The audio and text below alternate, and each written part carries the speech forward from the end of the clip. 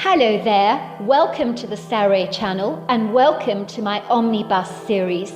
I've got so many of these omnibuses that are going to come out so that you'll be able to listen to an hour's worth of stories, which I know you're going to love.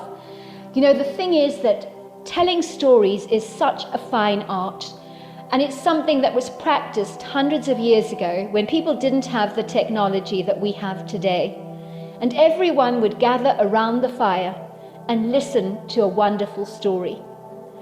And also, what is so wonderful about a story is that personally, I think it is the best way to go to sleep. Every night when I go to bed, I always listen to stories. And that's something that parents used to do with their children. It's something that they still do with their children. There's nothing better than a good story. And so I hope you're going to enjoy this series. And before we start, I just want to say, do subscribe to my channel because you don't want to miss out on anything. Because I'm in for the long haul and I want to make sure that you get the most stunning stories to go to bed with at night or to listen to when you want to be one of those people sitting beside the fire and listening. Don't forget to subscribe to my channel and let's get started. I hope you're going to enjoy the omnibus. Dear Sarah and all your lovely listeners, tears stream down my cheeks like raindrops trickling down a pane of glass. I do not remember the last time I'd cried like this. In my Japanese culture, I'd learnt to be stoic, impassive, aloof. From an early age, I'd mastered the art of suppressing my emotions, hiding them away, like something you should feel ashamed of, but not today. I was like a heavy cloud in the sky, bursting to relinquish my heavy load. I was weighed down by its volume. It was cracking, tearing open at the seams. I couldn't hold it in any more. It was strangely cathartic, rather reassuring to let go of those tears. I had always admired my American friends, who could cry when they were really sad. It was something I could not usually accomplish, but this day was the exception to that golden rule that had been hardwired into me since my youth. Growing up, my parents had taught me that showing emotions was a sign of weakness, but I didn't care. I had never felt this sad before. I shuddered as I read the email over and over again. The words pounced at me from off the page like blazing red traffic lights, demanding my attention and focus. My stomach twisted in knots, and a vacuous hollow began to develop in my gut.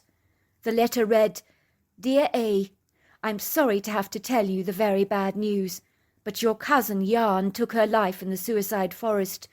We went to retrieve her body yesterday. Luckily, we did manage to find her. She had hung herself. We will be having the funeral tomorrow, be laying her to rest. I'm awfully sorry to be the bearer of bad tidings. I know that you and Jan were exceptionally close. Regards, Mayo." My heart leapt into my throat when I read the message again. My beautiful, gentle cousin was dead. She was one of the sweetest people I'd ever known in life. What could have driven her to such despair that she had chosen to take her life like this? I was to find out later from her husband that she was desperate to have a baby. After the 5th miscarriage, she couldn't take it any more. Her husband was devastated to lose her like this. "We could have adopted," he exclaimed in horror. "She didn't need to do this."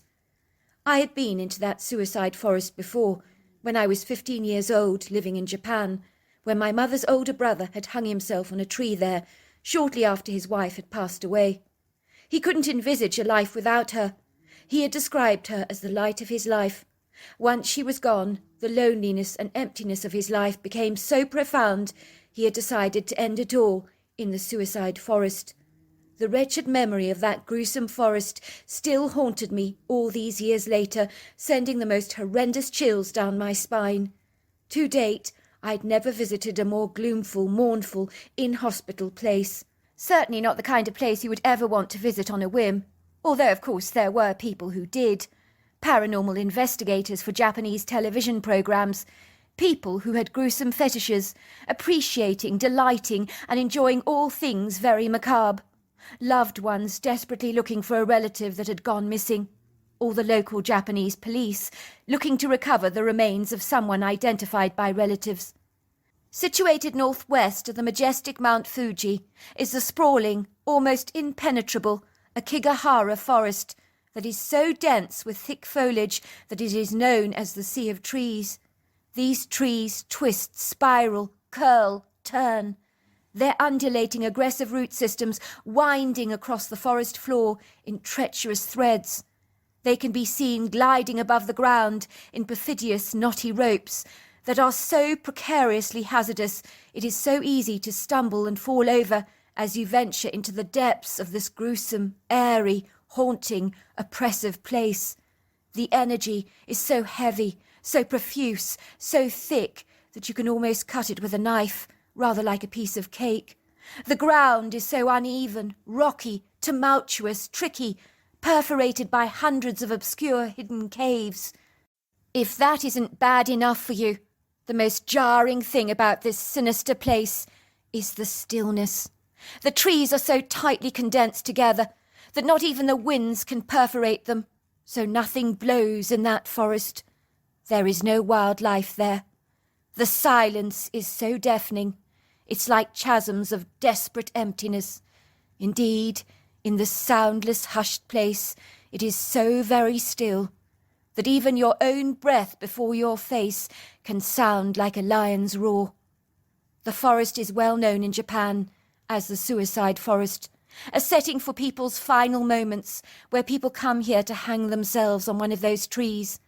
Sometimes the bodies remain undiscovered for years, months, weeks, or even decades. Sometimes the bodies are never ever recovered. There are many haunted stories here in Japan about the mournful spirits of the suicidal that linger in these woods, often vengeful, angry, menacious, guileful. They have insidious, wicked motives, eager to lead the lost down the path to their final resting place, encouraging them to meet their end by hanging themselves on one of those trees. In Japan, suicide does not carry the stigma with it that it may do in other parts of the world. So often when people have reached rock bottom in their lives, a place of brokenness, hopelessness, they might just come here. It could be a broken heart, financial devastation, or all manner of tragically sad reasons that might ultimately lead them to this place. So reading that email about my cousin had certainly reignited the memories of that doleful forest like the flames on a fire. I had tried so hard to suppress the energy of those memories, but they came flooding back to me, and they were far from pretty. I was living in Japan at the time. I remember my mother had to help the police officer to identify the body of her brother. They needed her help to identify him. I had to accompany her, of course, not from personal choice, but because my mother didn't want to go in there all on her own. I was very close to my mother, so I was her first choice. I never felt so scared as I did then, but I didn't show it, of course. How could I? I knew I needed to be strong, courageous and brave for her, but I felt anything but. In truth, that forest was the most foreboding place I have ever visited in my entire life. There is no cell phone signal there, so you can't even call for help. We had to mark our way through the forest with a series of yellow ribbons that were strategically placed on trees so that we didn't lose our way, as people notoriously get lost in this desolate, forsaken place.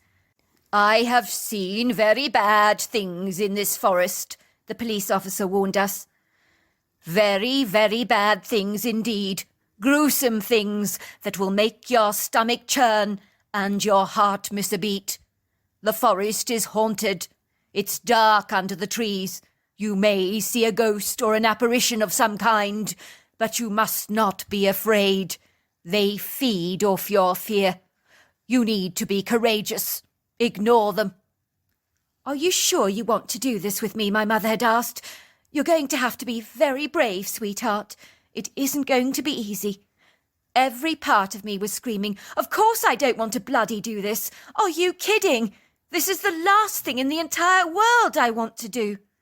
However, the well-trained, disciplined, non-emotional side of myself easily exhibited that deceptively deceiving, nonchalant attitude, as if it was no big deal for me. I shrugged my shoulders, put on a fake smile, said, "Let's do this," feeling about as confident as a mouse does when being pursued by a cat. My mother looked heartily relieved, her face visibly relaxed. The tense muscles on her jawline loosened. She squeezed my hand tightly, as if to say, "Thanks for doing this with me." Then we followed the police officer into the heart of the dark forest. I rarely liked this officer. He was a nice man. He told us what to expect, prepared us for the worst, unlike other officers that kept their lips firmly sealed. There are no words adequate enough to express the cloying claustrophobia, the ominous ambience of this desolate wilderness of trees. The trees themselves seemed to heave, groan, cry out under the weight of the tortured souls who use their boughs to extinguish their lives. It's almost like their long, curvaceous trunks drink up the pain of all those who venture in here, as if they're crying tears for the lost. I felt as if down every corner of the forest, around every bend, eyes were watching us. Sinister, wicked, evil eyes, drilling through us, searing into our flesh like hot coals. Worse still, I could see dark shadows moving through the trees. I was certain that they were shadow people. I tried to avoid looking at them, but it was as if the forest was alive with them. They were everywhere. I wondered if my mother could see them. The hopeless despair, emptiness, desperation of the people that had come here to surrender their bodies to the weight of the trees could definitely be felt. It was tangible. You could feel the horror of their grueling last moments, when all hope was lost. See it playing in your mind like a video recorder on rewind, again, again, and again. I remember the smell of death. Hit me so hard like a brick to the head. It was nauseating, repugnant, disgusting, vile. I could hardly bear to breathe. It was causing my eyes to burn, the nausea to rise up in the back of my throat. "It's the smell of death," the police officer told us. "You never get rid of that smell. I can't even wash it out of my clothes sometimes. It hangs around for days. My wife is forever complaining about it." We covered our noses and mouths as we meandered through the heavy roots of the forest, glancing up at every single tree to see if we recognized the body hanging there. "Don't look," said the police officer suddenly, as we passed a decomposing corpse on a tree. Bloated, black, smelly. The body was blown up to double its size. It looked like it was going off like rancid meat. He was right. It's a smell you can never forget. It stays with you forever. Moments later, my mother let out a scream. She had tripped over a human skull, with the dark hair still attached to the scalp. She had kicked it forward with her sneaker. It rolled forward into the maze of roots, finally drawing to a stop like a soccer ball. It was a gruesome, horrific sight. I tried to remind myself that this had been a person once, breathing the breath of life like we were. Yet in this forest, I felt closer to death than I'd ever felt before. This was no place for the faint-hearted. You needed nerves of steel, a rhino hide, to venture in this place. We passed many bodies hanging from trees, swinging backwards and forwards from a rope, even though there was no wind. Bodies that were abandoned, not collected by grieving relatives, yet to be recovered and still identified. At least my mother's brother had informed us we would find his body here. Others did not extend their family such a courtesy. It was like being in the midst of a real horror movie. Then we saw a little girl, but in my opinion she was a demonical spirit, posing and pretending to be a child. She stood before us, her eyes sunk in empty hollows of black, her face as white as paper, her energy iniquitous, immoral, evil. She grinned at us, a wide, malevolent, toothless smile that made my skin crawl. I wanted to scream, but I took a deep breath instead. I could not allow my mother to see the level of my discomposure. I had to pretend all was well. It was a battle I was losing easily. "Don't look at the spirit's eyes," said the police officer. "Remember, don't be afraid. They feed off your fear. It makes them much stronger, more powerful, more evil." The girl was beckoning to us, asking us to follow her. Then before our very eyes, she fizzled away, and was gone. Before long we found the body of our relative hanging up on a tree. It was the most god-awful sight I've ever seen. A heavy noose was tied around his neck. His eyes were glazed like a dead fish as he stared vacantly into the forest. It was the most tragic, dreadful sight to ever behold, especially as we'd known him in life. "That's him," said my mother, running towards a bush to hurl up the contents of her stomach. Moments later I was joining her, regurgitating everything inside me, until there was nothing left. "Are you very sure it's him? You can't afford to make a mistake." "No, it's definitely him." The policeman tied a red marker on the body to mark which corpse required collecting.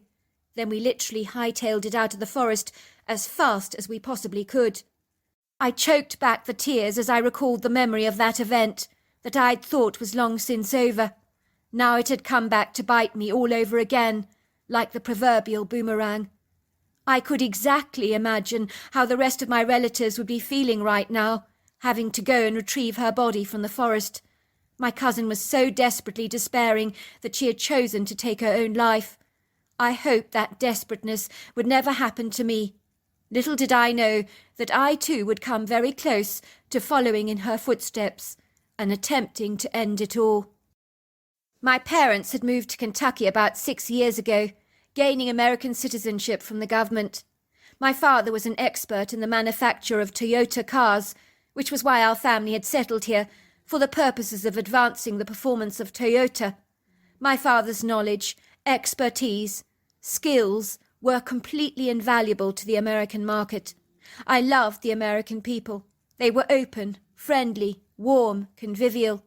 I had made so many wonderful close American friends here who knew how to wear their hearts on their sleeves. How I wished I could be more like them. Our parents lived in a beautiful, spacious ranch-style home, overlooking panoramic views of the Kentucky countryside. We lived in a rural area, surrounded by undulating dirt roads, ubiquitous trees, pretty flowery meadows, farmers' fields, so much more. We counted our blessings every day.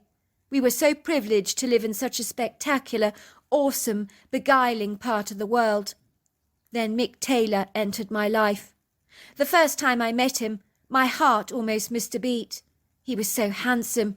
His straw-coloured hair, blue eyes, fair skin, along with his outdoorsy, rugged look, were very appealing to a Japanese girl like myself, so opposite to dating men of my own culture. Even more intriguing was his warm, carefree nature, easy-going spirit, and his soft American drawl, which I found very attractive. In turn, he found me exotic, different, mysterious. Ours had been an instant love affair that had morphed into a serious relationship. I had reached the stage in our relationship where I couldn't envisage my life without him. He was the love of my life. I had visions of us getting married, raising children, living happily ever after together. He had expressed similar feelings to me, again and again and again. It was a Tuesday morning. I seem to remember that. Sometimes the strangest details can be vividly recalled. I was sitting at the breakfast table with my mother in our German-style kitchen, when my cell phone lighted up. It was a message from Mick. "Need to meet you tonight at the Italian restaurant. I have something important I need to discuss with you concerning our relationship." My heart began to flip-flop excitedly in my chest. I ran to my mother to show her the text Mick had sent me. "Oh, Mum!" I said, my eyes shining excitedly. "This is it! Mick is going to ask me to marry him! I know it! I just know it!" "Oh, sweetheart, that is so wonderful," said my mother, swooping me into her arms. "Oh, I'm so happy. I'm going to have such a handsome son-in-law. You're going to give me the cutest grandbabies ever." We began to dance around the kitchen floor joyfully, doing twists and turns with our arms, our faces alight with bright smiles. "Now," said my mother, "about your appearance. You need to look spectacular tonight, especially if he's going to propose to you. I'm taking you to town to buy you the quintessential, perfect outfit that will make you look stunning. I won't take no for an answer. A mother has a right to spoil her precious daughter on a celebratory occasion like this. You'll be going to the spa for a relaxing massage and a manicure and pedicure. I'll do your hair and your makeup. I want you to look drop-dead gorgeous when he pops that question.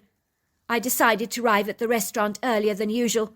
I found a table in the corner, which was exceedingly private. I certainly didn't want to draw attention to myself when Mick popped the question. I was reticent by nature, very private. I knew I looked particularly good this evening. I was wearing a fabulous red dress that my mother had picked out for me. It was stunning. I wore it complemented with a red purse and shoes, along with a bright splash of red lipstick. I was receiving a few approving glances from people ordering their pizzas or spaghetti, which affirmed I did indeed look very good this evening.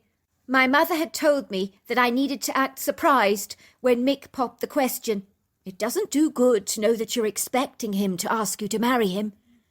Oh, Nick, I would say, it's so beautiful. I imagined he'd be presenting me with a stunningly beautiful diamond engagement ring, because that's what you did. Oh, Nick, I practiced. I don't know what to say. I would gasp and then say, yes, yes, of course I'll marry you. My mother would have the champagne waiting on ice at home, along with some delicious Japanese snacks, when we returned back to the house to tell my parents the great news. My mother had even brought an outfit, so when she opened the door to Nick, with a surprised look on her face, she too would look like she'd stepped out of a bandbox. We had it all perfectly planned down to the last detail. "Are you all right?" asked the waitress. "I noticed you back there, having difficulty breathing. I could see you gasping for breath. Are you sure you're going to be all right?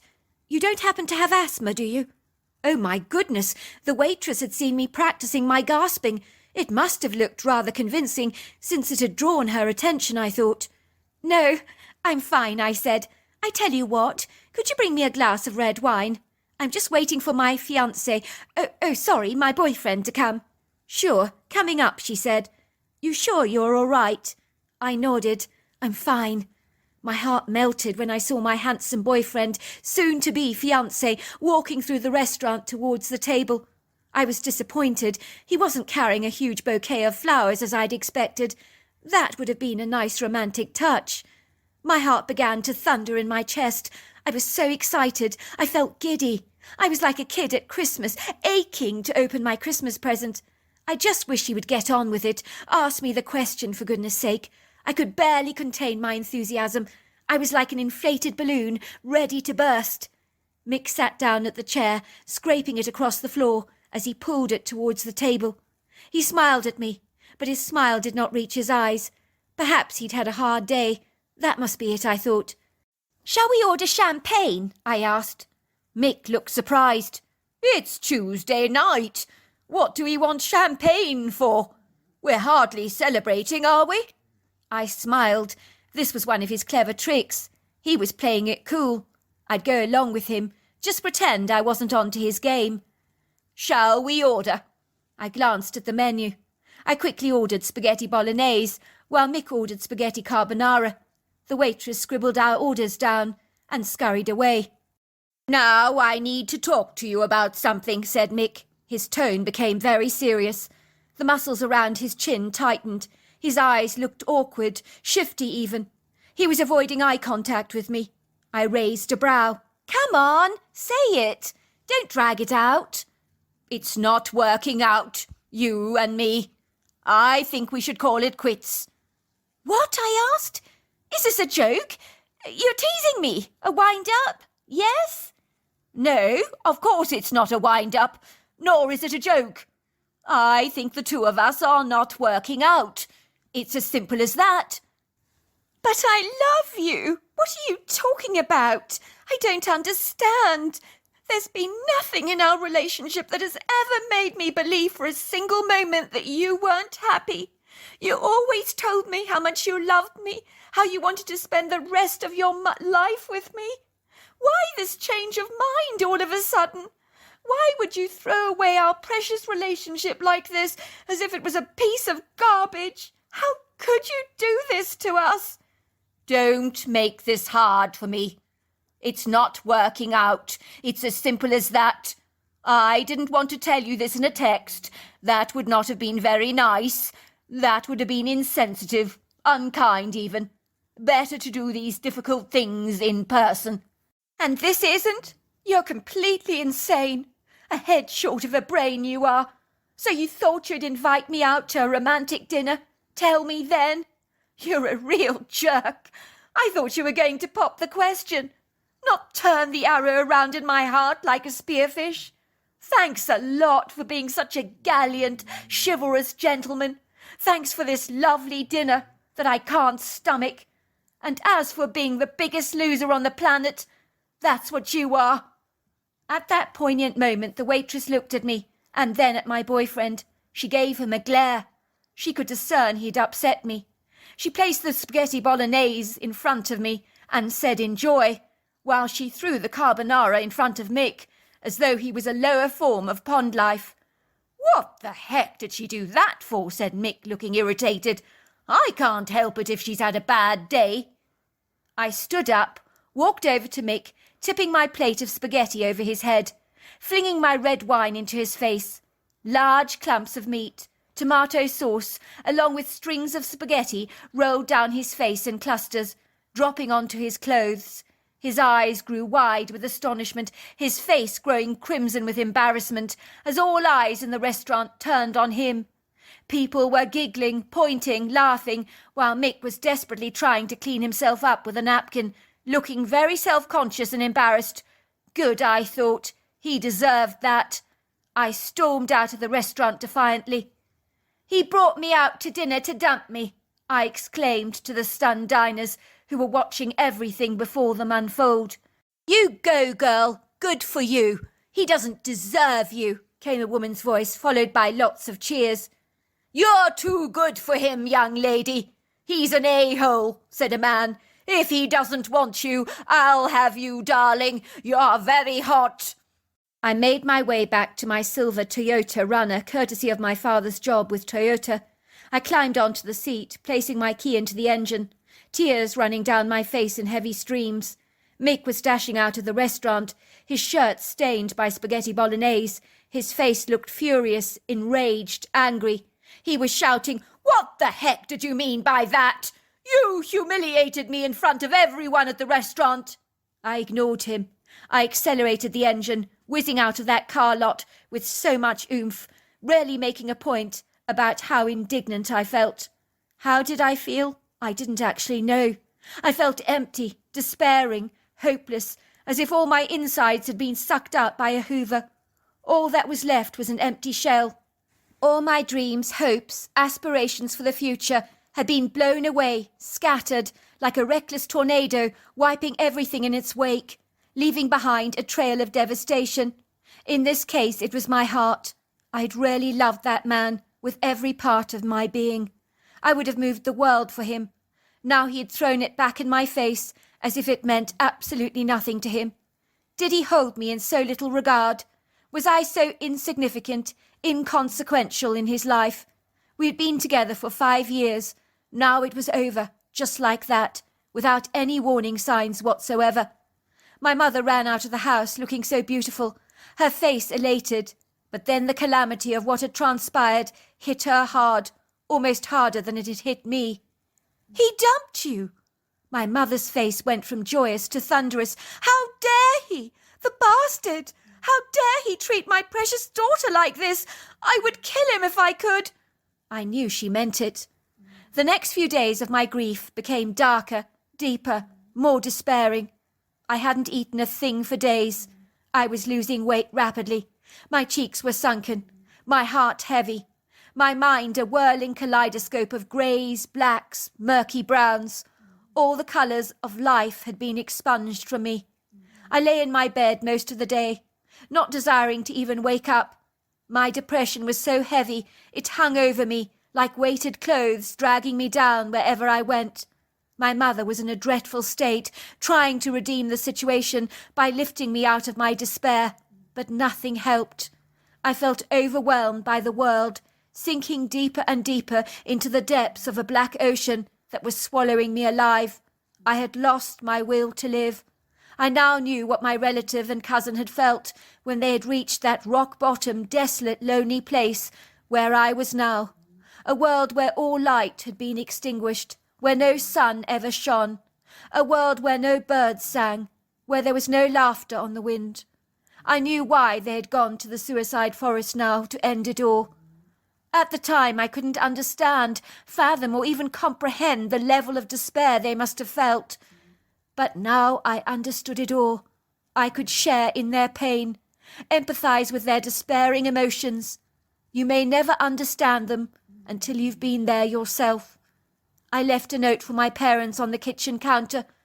Sorry, I just couldn't go on. Remember, I love you both, with all of my heart. I then grabbed a large rope, thick enough to ensure the job was well done, so that my death would be quick, painless, efficient. I climbed into my silver Toyota, driving to the woodgrove. It was off the beaten path, rarely ever frequented by the locals, the perfect place to meet my end. Before long I parked my car on the side of the grassy embankment. I climbed out of the driver's seat, retrieved the thick rope from the trunk. I ambled towards the forest with willful intent, knowing exactly what needed to be done to release me from my tortuous torment. The beauty, majesty, and magnificence of this place was expunged from me, for I saw no beauty in anything. I just felt the constant aching in my heart, the knots that twisted around my gut day after day, the empty hollows of my soul that evacuated all my feelings like unwanted guests. It hurt to think about Mick at all. Was he in love with someone else, I wondered. I could see fleeting pictures of him holding another woman's hands. It felt as if sharp knives were now stabbing me in the heart, again and again. An end to thoughts like this was most welcome. Death was now calling me like a caring friend that could take me away by the hand, leading me to a better place, a place where I might finally find the peace I craved, a release from the insufferable horrors that had persecuted me all week. I walked down the open trail. It was surprisingly clear. The forest was made up of tall red maples, oaks, sycamores, and flowering dogwoods, covered in pretty white flowers. They towered up into the sky like graceful, elegant ladies, attired in glorious fresh clothes, but the canopy above my head had enough spaces between the branches and leaves for the pretty twinkling shafts of sunlight to trickle through the forest, caressing the dark, rich, fertile ground in a gentle, ethereal luminescence. There were little rocks embedded in the soil like bricks in paving, along with lacy ferns, verdant green mosses, pretty daffodils, bluebells. The forest was quiet, not like the one I remember in Japan, where your own breath sounded like a lion's roar, but it was still very quiet.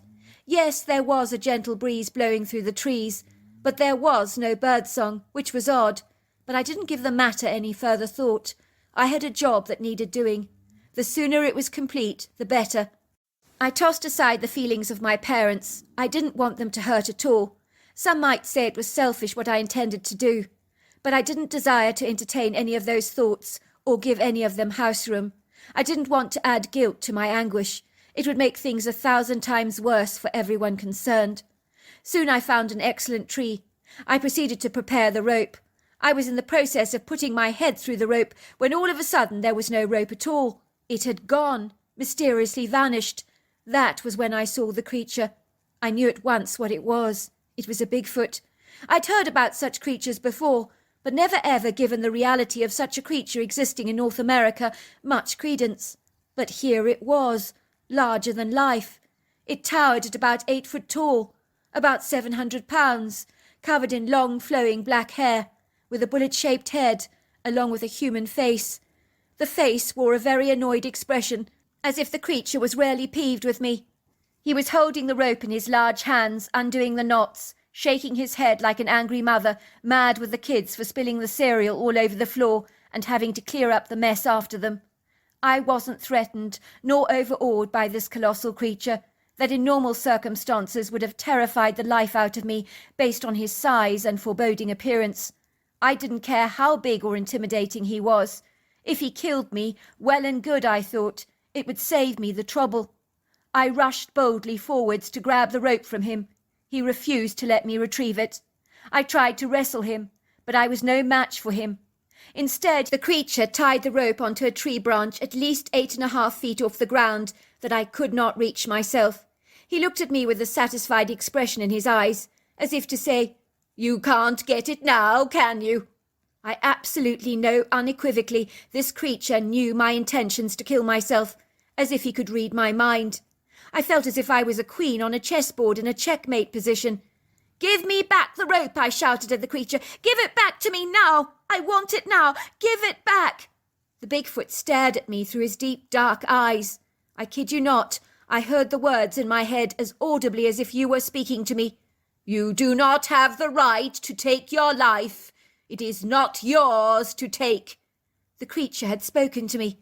I could hardly believe it. Was I going stark raving mad? "How dare you!" I shrieked at the creature. I pointed to the rope in the tree, indicating for the creature to give it back to me. Once again, I heard the words, "You do not have the right to take your life. It is not yours to take." All of a sudden, I could hear my mother's screams. She had spotted my car on the embankment. She knew why I was here. The critter turned around, glided away. His final words in my head were, "Joy comes in the morning," and then he was gone. My mother grabbed me in her arms. She began to shake me. "Don't you dare kill yourself over that man! He is not worth it! We need you! I need you! Your father needs you! We love you! We can't lose you!" That all happened over 18 years ago. I'm so glad that I never took my life. The Bigfoot was right. Joy did come in the morning. My mother was right. I should never have allowed a man to bring me to suicide. It was absolutely ridiculous. The irony of ironies is that a month after Mick had dumped me, he wanted us to get back together again. He even proposed marriage to me. I didn't want it, not any of it, not any more. He had devalued our relationship. It had lost its gloss. He had not earned the right to be with me. My story did have a happy ending, though. I did meet a wonderful man. We are happily married with 2 children, and very much in love. I'm grateful to the Bigfoot for saving me from suicide. As for Mick, I've seen him from time to time at Walmart. He has become a lonely man. But he threw us away like trash, so he got what he deserved. So there you are. That's my story. Dear Sarah, and all your lovely listeners, a little boy of about 10 years old darted out of the farmhouse. He had heard the sound of the truck roaring down the drive at one hell of a speed. The crunching noise of pebbles beneath heavy rubber tyres, the thump of something hitting the ground very hard. The sound no driver ever wants to hear, for you instinctively know that you have hit something.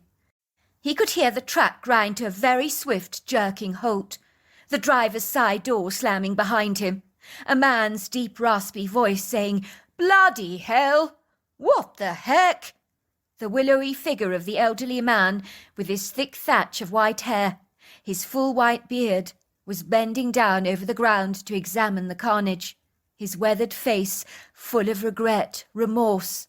A hint of shame could be discerned in his cornflower blue eyes. He knew he should not have speeded down the drive like that. What was he thinking? He was just visiting his sister, for goodness sake, not competing in a trucker's marathon. He shuddered with horror, knowing the full ramifications of his grisly, unacceptable crime, one of which would not be easily forgiven, for this was Spencer's pet rabbit, a beloved member of the Metcalf family. The little boy's face had grown pale, his earnest hazel eyes as large as saucers. He ran up to where the old man was crouching above the ground, hovering above something like a vulture over a recently killed carcass. He could see that his white rabbit that his grandmother had brought him was now dead. Tears poured down his dust-covered face, leaving behind white trails. "You killed my rabbit, Uncle Joe! You're a murderer! How could you? If you hadn't driven down the drive so fast, Snowdrop would have got away in time. You killed my bunny!" The boy's look was distraught. His big hazel eyes were clouded by his tears. Some of the droplets glistened like raindrops on his dark lashes. He sat down on the ground next to the remains of the rabbit, hoping beyond hope for a miracle. "What happened?" came his grandmother's voice. She rushed out of the house as quickly as she could. clouds of flour sweeping up into her face. She wiped her washed hands onto her apron. Her face was indignant, disapproving, when she saw the sorry sight of the dead rabbit, along with a devastated look on her grandson's face. It was a look she never ever wanted to see. A look of helplessness, despair, disappointment, grief. Oh, how she wished she could make things better for him by turning back the hands of time. But Snowdrop was now dead. What was done could not be undone. "How could you, Joe Metcalfe?" she said, slapping her brother with a feisty hand. "Look what you've done! How many times have I told you not to drive like an imbecile down our drive? You've broken Spencer's heart. I hope you feel pleased with yourself." "Spencer, I'm really sorry," said Great-Uncle Joe, looking at the boy apologetically, feeling a sense of self-loathing in his gut. "I'll get you another bunny. I promise you that." The little boy looked up at Uncle Joe with horror. "But I don't want another rabbit, Uncle Joe. I want Snowdrop." Why could his great-uncle not understand that Snowdrop could never be replaced? Never, ever. He was the best rabbit in the world. Didn't Uncle Joe understand that? You couldn't replace him. It was impossible. Of course, there had been a funeral service for Snowdrop. It was his grandmother's great suggestion. He was buried beneath the old oak tree in the front yard, close to where he'd met his unfortunate end. Grandmother had said he would be able to watch over them if he was buried there. The boy liked the thought of that. It brought him a measure of comfort and reassurance. Uncle Joe had attended the service, looking ever so slightly sheepish and rather ashamed. He spent the entire service rubbing his white moustache pensively. He did redeem himself by reading a verse of scripture for the rabbit. Then they had sung all things bright and beautiful together, all things great and small, while he and his grandmother scattered roses on the grave.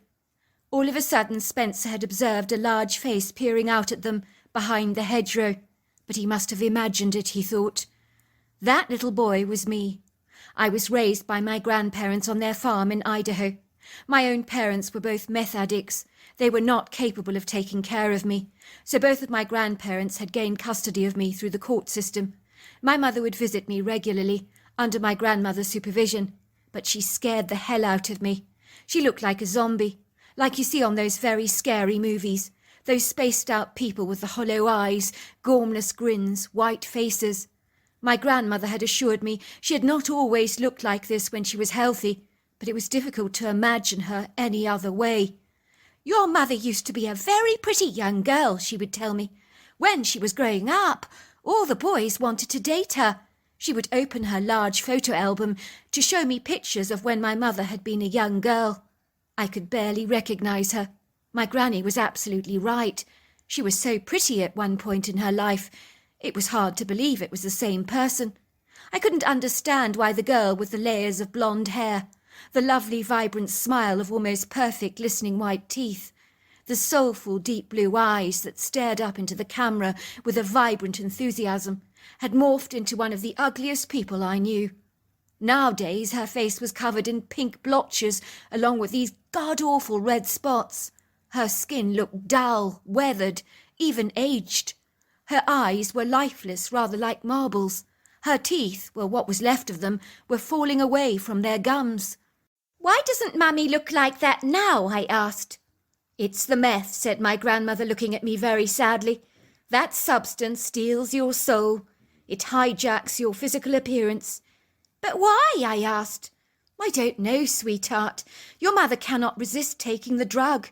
She knows better, but her compulsion to take it is so great. She's addicted to it, you see." "Does it taste nice?" I asked. "No, sweetheart. It makes her feel good. That's why she takes it. She can't stop herself. It's an addiction. Even though she knows it's harming her body, she takes it to feel normal. That's why you came to live with me. Your mother cannot even look after herself, so she would never be able to look after you. This meth, it makes you very sick. Will she ever get better, Granny?" "I don't know, sweetheart," said my grandmother, planting a kiss on my forehead. "We can only hope and pray. Miracles do sometimes happen."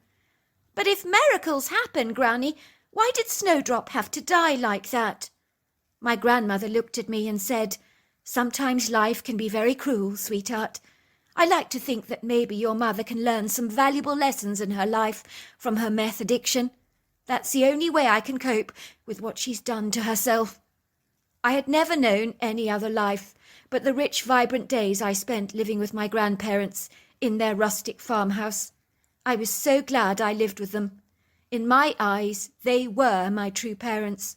We lived in a really pretty farm in Idaho, the place where my own mother had grown up as a young girl, with aspirations of becoming a prima ballerina long behind her, dreams that would never ever be fulfilled or realized. They had been scattered to the wayside like forsaken pebbles on the road. We lived in a rural, remote area, off the beaten track, surrounded by windy dirt roads that would go on for an eternity. Roads that could leave you stranded, lost if you didn't know where you were going. Our farmhouse was as pretty as a picture, one of those beguiling alpine wooden homes that would look good enough to appear on a box of Swiss chocolates.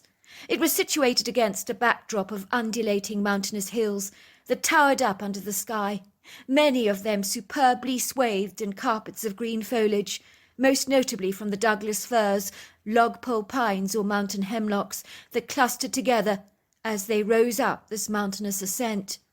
Our farmhouse was surrounded by pretty meadows, hemmed in by wooden picket fencing, where we had 2 cows grazing there, Matilda and Sunflower. I used to adore those cows. I would visit them regularly, chat to them for hours on end.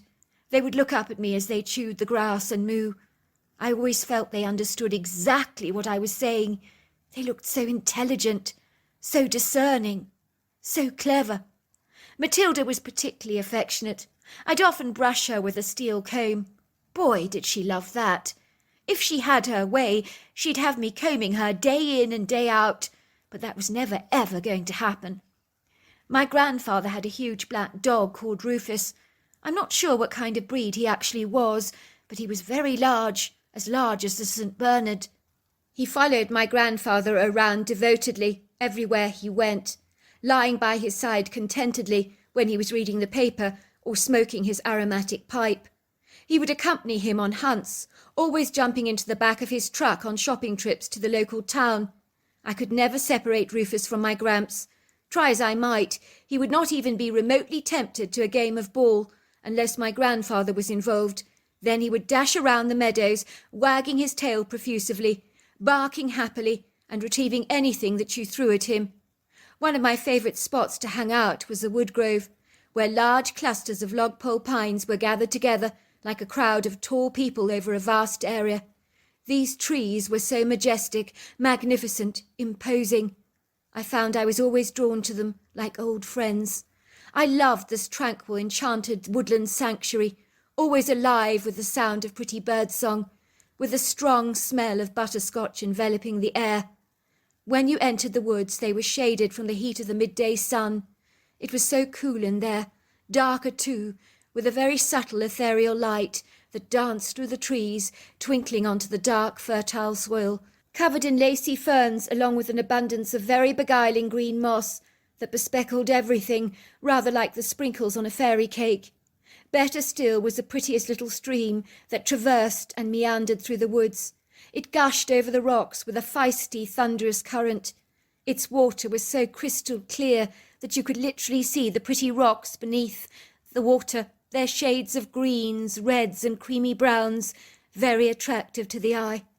I loved rolling up my pants, paddling in this cold water, especially on a hot day. It was so refreshing.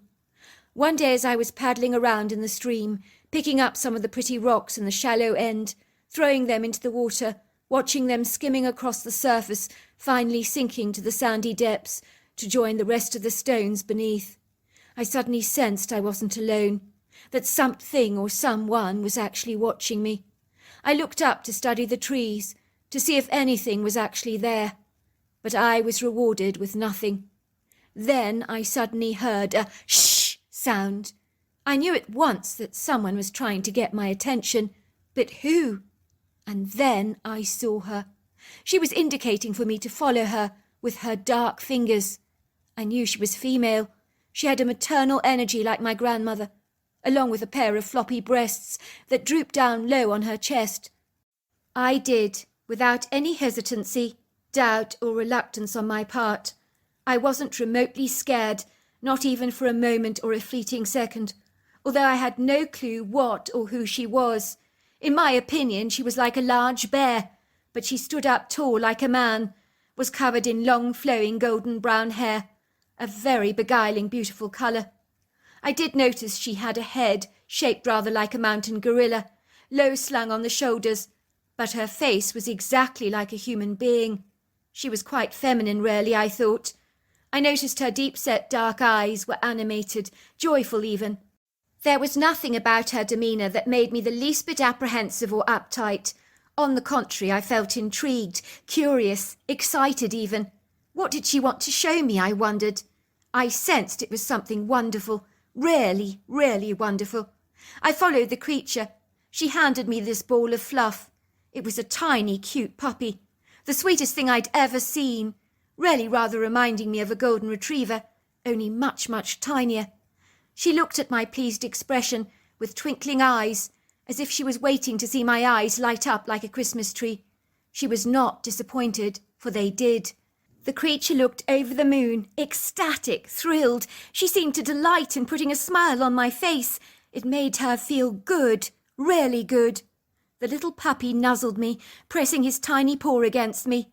He smelt deliciously of puppy, that yummy puppy parsley smell that I love so much. She pointed to me, then to the puppy, indicating that she wanted me to keep it for good. I have no idea where she found the puppy, but I was thrilled with it. I ran back to my grandmother to show her the cute little mite. "What a magnificent puppy," she said. "Where did you find it?" "In the woods," I told her. I knew better than to tell her about my new friend, as my grandmother warned me regularly about the dangers of bears. I figured she'd put my new friend in the same category. I was not about to blow her cover or upset my grandmother. I thought it best to say nothing. "It's the sweetest thing I've ever seen. Who in their right mind would dump a precious little puppy like this in the woods like that? Some people are totally insane, off their trolley. I mean, anyone in their right mind would want to adopt this little darling, wouldn't they?" "Granny, can I keep it?" I asked. "Why, of course. I think the puppy was sent to you, especially after your recent tragedy in losing Snowdrop. You asked about miracles, sweetheart. This certainly is one." "Thank you, Granny," I said. "You don't know what this means to me." "Oh, I think I do, Spencer. I think I do," she said, ruffling my brown hair up into spikes, so that I looked rather like a hedgehog. Looking back, I'm sure this creature had witnessed me losing my rabbit, as I remember something peering at us behind the tree during the funeral service. I was pretty sure it was her. She had gone out of her way to get me a puppy, but I've no idea where it came from. But I wasn't going to look a gift horse in the mouth, was I? Before long, me and my puppy that I called Tweed would spend our days out in the wood green with the creature I chose to call Sugar, because she had a very sweet tooth and loved all the candy bars I would bring her pretty regularly, most especially nougat filled with nuts, muesli bars, and the occasional Kit Kat. The chocolate Kit Kats were at first not a hit. She spat them out in disgust, as if they were the most revolting thing she'd ever tasted in her life. But I persuaded her to give them a second chance. Then she began to enjoy the new flavour. Perhaps chocolate is an acquired taste, I thought. I wanted to bring the creature treats because I liked her so much, so surreptitiously on a whim I'd asked my grandmother what girls actually liked. Of course she got the wrong end of the stick, thought I fancied the silly little girl called Amy at Sunday school. I didn't like that little brat one little bit. She was the most annoying kid I'd ever met. But I never told my grandmother that. She told me that ladies loved all things sugary. It seemed she wasn't wrong. So all the sweets she brought me to give Amy ended up being given to my hairy friend, who was always very appreciative. Every time I went into the woodgrove, Sugar would be there, waiting for me. She was my best-kept secret. My grandmother would ponder why I never complained any more about being bored, playing outside on my own, with the cows, free-range chickens, and my mountain bike for company. She put it down to Tweed's presence in my life. It was true, the dog was proving to be a bundle of joy, a jubilant personality. She was like a miniature golden retriever in her temperament.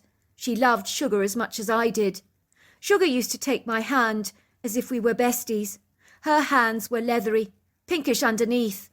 I would talk to her like I talked to the cows, but she really did get what I was saying, even though she didn't comprehend my language, but she appeared to really understand and read my thoughts, almost as if she was telepathic. She'd often cradle me in her arms. I would feel so tiny, protected, loved when she pulled me towards her chest like a devoted mother. She would pat my back reassuringly. I could smell the hint of butterscotch fragrance of the forest, along with the salt of her own sweat, in her long, flowing golden hair. She rarely made an effort to make her hair look good by brushing it with her fingers to remove the forest debris that got caught in it. I used to love her smell. Sometimes she would ferret around in my hair like a monkey, looking for nits, but she did this affectionately, which meant growing up I permanently looked like a hedgehog with my hair standing up on edge. In my latter years, it became rather a cool, trendy look.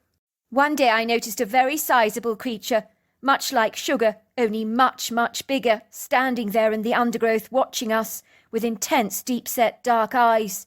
He seemed fixated on us. Everywhere me and Sugar went, along with my dog, so did this annoying creature. He would stalk us stealthily, rather like a cheetah, crouching furtively in the underbrush, but the difference was we all knew very well that he was hiding in our midst. He was naturally evasive, but he wanted to be seen by Sugar. Twee didn't like him at all. She would growl at the creature. Sugar was about 6 foot tall, but this dirty blonde creature was easily over 9 foot. He was colossal in girth, stature, and weight. In truth, he was very intimidating, scary even, but I knew I was safe with Sugar, for she had my back. I could tell she didn't like this creature at all. She would roll back her thin lips, growling at him like a dog guarding its bone. The creature didn't seem to care one jot. It was completely infatuated, bedazzled, enamoured by Sugar, like an obsessed groupie besotted or captivated by a pop singer. This blonde creature tirelessly pursued Sugar without being put off by her indignant protests. In fact, the more indignant she became, the more obsessed he became. He even threw her tiny gifts like a dead squirrel, some apples, various stones, one of which was so pretty it got Sugar quite excited. I was afraid that Sugar would end up liking the creature too much, so I ended up buying her bright marbles that soon eclipsed any of the stones that the blonde creature threw at her. She disregarded them with contempt, not even showing a faint interest, showing the blonde creature my fabulously sparkling marbles, as if to say, "Your gifts are positively inferior to these glittering balls. Try and match them." The blonde creature looked disheartened, but he didn't give up in his entourage of presents he piled on her daily. I rarely felt afraid that he was going to steal my best friend away from me. He was relentless in his pursuit of Sugar, like a lovesick teenager. After a while, Sugar allowed the blonde creature to hang around us, as if slowly but surely he was beginning to worm his way into her heart. He would watch Sugar, as if he was completely and totally enamoured by her. I don't think he liked me one bit. He was jealous of the affection Sugar lavished on me. He saw it as a threat. When Sugar wasn't looking, he growled at me quite ferociously. But when I told Sugar what he'd done through my reenactments, she chased after him, screaming blue murder at him, oscillating her arms wildly. She was as mad as hell. I was so glad. I thought we'd finally seen the back of the blonde creature. But there he was again, like a proverbial bad smell that just wouldn't leave. He began to even bring me gifts, not 'cause he liked me at all, but he knew such a kindness would soften Sugar's heart. It certainly did. I began to notice Sugar's belly swell. I wanted to believe it was the sweets I'd given her and that she'd just put on weight, but in my gut I knew she was pregnant. The belly began to get bigger and bigger and bigger every day. It wasn't hard to figure out who the father was. One day when I went into the woodgrove, there she was standing next to the blonde creature, as though they were a couple. The expression on her face was terribly sad. She pointed to her belly, then to the blonde creature, then to the distance. She was moving away, going to live with the blonde creature to raise a family. I was not sure that I'd ever see her again. I was crestfallen, downcast, gutted. Tears poured down my face. Sugar looked alarmed.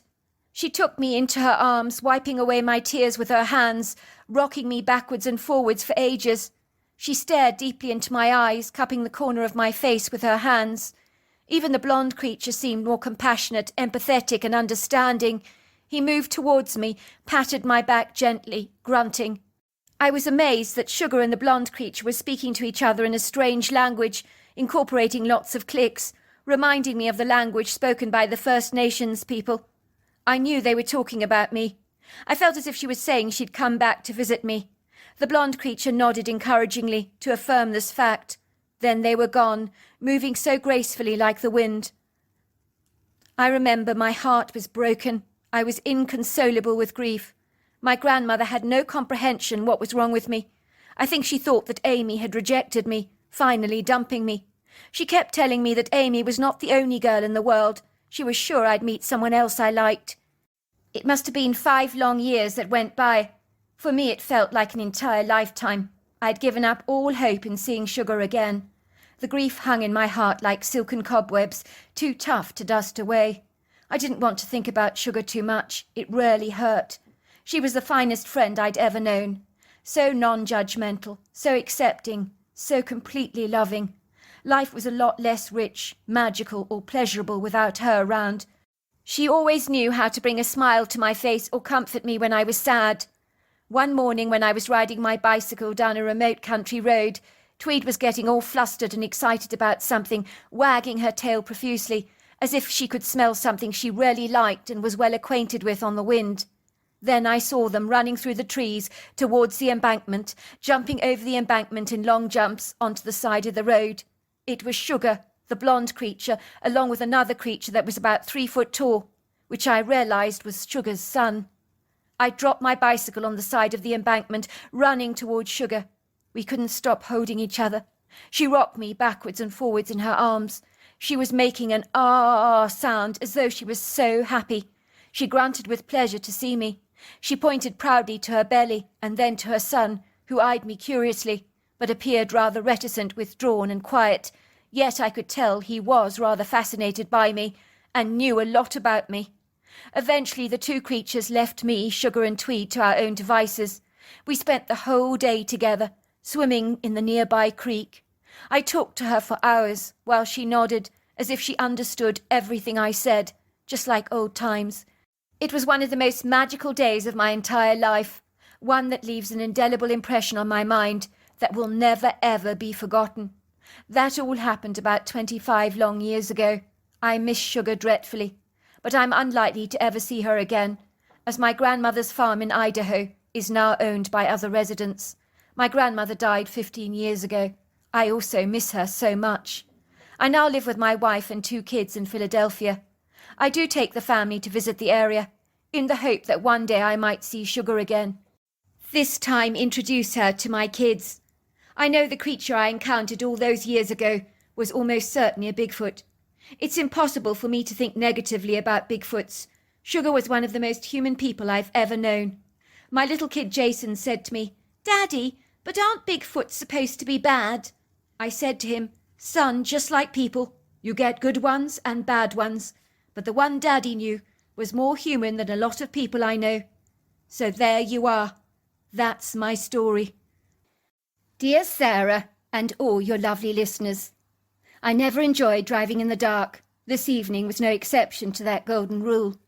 On the contrary, my fear was compounded quite dramatically, made worse by the fact that I was surrounded by acres and acres of tall, statuesque trees with full heads of vibrant green leaves that looked like emerald jewels towering up into the sky.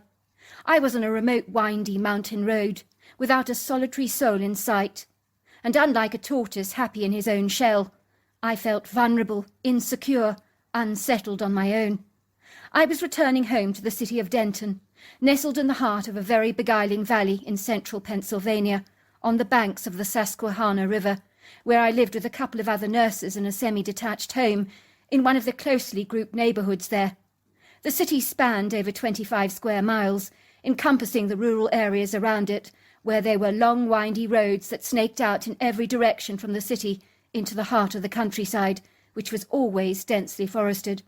I found it embarrassing telling people that I was scared of the dark, intimidated by nighttime driving. It made me feel silly, childish, self-conscious, foolish, feeble even. The fear of the dark had plagued me my entire life, since I was a tiny little girl.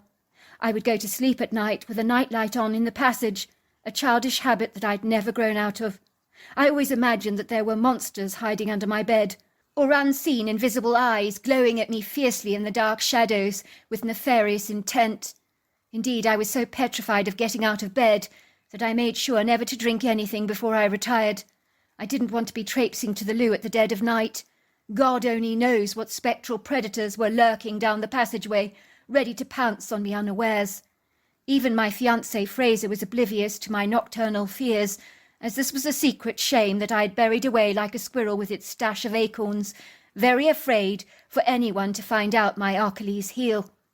I had driven all the way down this long ribbon of asphalt on the mountain road towards the obscure little farmhouse situated in the depths of a lush green valley, where my fiancé's parents lived. It was the first time that I was to meet them. My fiancé Fraser had assured me that things would go swimmingly. His mother was a tough cookie, but he thought my charm would crack through her rhino hide veneer like a bird's egg. "You'll have her eating crumbs out of your hand like a sparrow," he had promised me, "just like you do with all the patients at the hospital." I had met my fiancé when he came into the hospital after falling off his mountain bike. He had lacerated his knee so deeply that he required stitches. I was the nurse on duty that stitched him up that day. Fraser had flirted with me tirelessly, hinting that he'd like to take me out. Of course, I hadn't taken him seriously at the time. I thought he was just turning up the charm, like the control on a radio, as so many men do that when nurses are fussing around them. A day or so later, by chance, I happened to bump into him at the coffee shop. I asked him how his knee was coming along. He told me he'd tell me all about it over a drink. I told him that if I had a drink with all my patients, I would not have time to perform my job. He persuaded me that a drink with him would be worth my while. I wasn't sure, but given I had some spare time on my hands, I thought I'd humour him, with just one drink, that was. One thing invariably led to another. Within days we had become inseparable, as if we'd known each other all our lives. I think we just clicked, connecting on every single level. I hadn't anticipated that to happen at all. On first impressions, I thought Fraser was a little rowdy, assertive, strong-willed for my liking. It turned out he was nothing of the kind. I think that even though our interests were very different, we had the same value system. That is significant in a relationship, I believe. Ours had been a whirlwind romance. He had popped the question. I had said yes without even batting an eyelid. One thing they don't tell you about marriage is that if you don't get on with your in-laws, there is the strong potential for huge contentious issues to arise in your relationship. Working in a hospital, I'd seen that for myself all too clearly. I'd encountered all manner of fractured, fragmented relationships with ex-husbands and their wives, angry, confrontational, quarrelsome in-laws, disenfranchised, pugnacious grandparents, antagonistic, bellicose boyfriends. You name it, I'd seen it all. I just hadn't expected things to turn out so atrociously with my potential belligerent mother-in-law to be. I rarely thought things would go so seamlessly, but they couldn't have gone more awry if I'd asked them to. I felt sick to my stomach as I thought about how awkward it would be to have an obnoxious, oppugnant mother-in-law, like a dragon breathing down my back all the time, who despised, loathed, detested the very sight of me. It didn't bode well for my future with Fraser. Of course, I had been nervous about meeting my fiancé's parents for the first time. That was inevitable. I had butterflies flapping around in my stomach the whole way there. I was desperate for them to like me. I reviewed everything that had transpired over the last couple of hours. Everything whirled around in my head like a dramatic scene from Days of Our Lives. Truly, the cameras would have loved the drama that unfolded in the Frasers' house. I had driven my silver Chevrolet down that long pebble driveway in the early evening, when the sun was just slipping over the horizon, dappling the escarpment in resplendent folds of tangerine, gold, and soft yellow.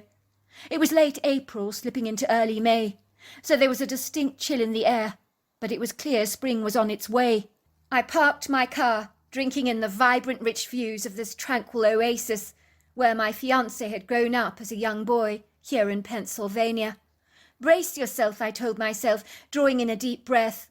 I pulled up the handbrake quickly. You're about to meet your fiancé's parents. I crossed my fingers inwardly, hoping with all my heart that everything would go well. The front door swung open eagerly. There was Fraser, as handsome as ever. He dashed hurriedly out of the front door towards my car, his full head of black curls floating around his face. He was wearing tan trousers, along with an electric blue cashmere sweater. He looked rather dashing, I thought. The blue sweatshirt brought out his hazel eyes. He opened my door enthusiastically, flashing me one of his big, bright smiles. He kissed me tenderly on the cheek. "I'm so thrilled you managed to come." My heart melted like butter on a hot-cross bun at the very sight of him.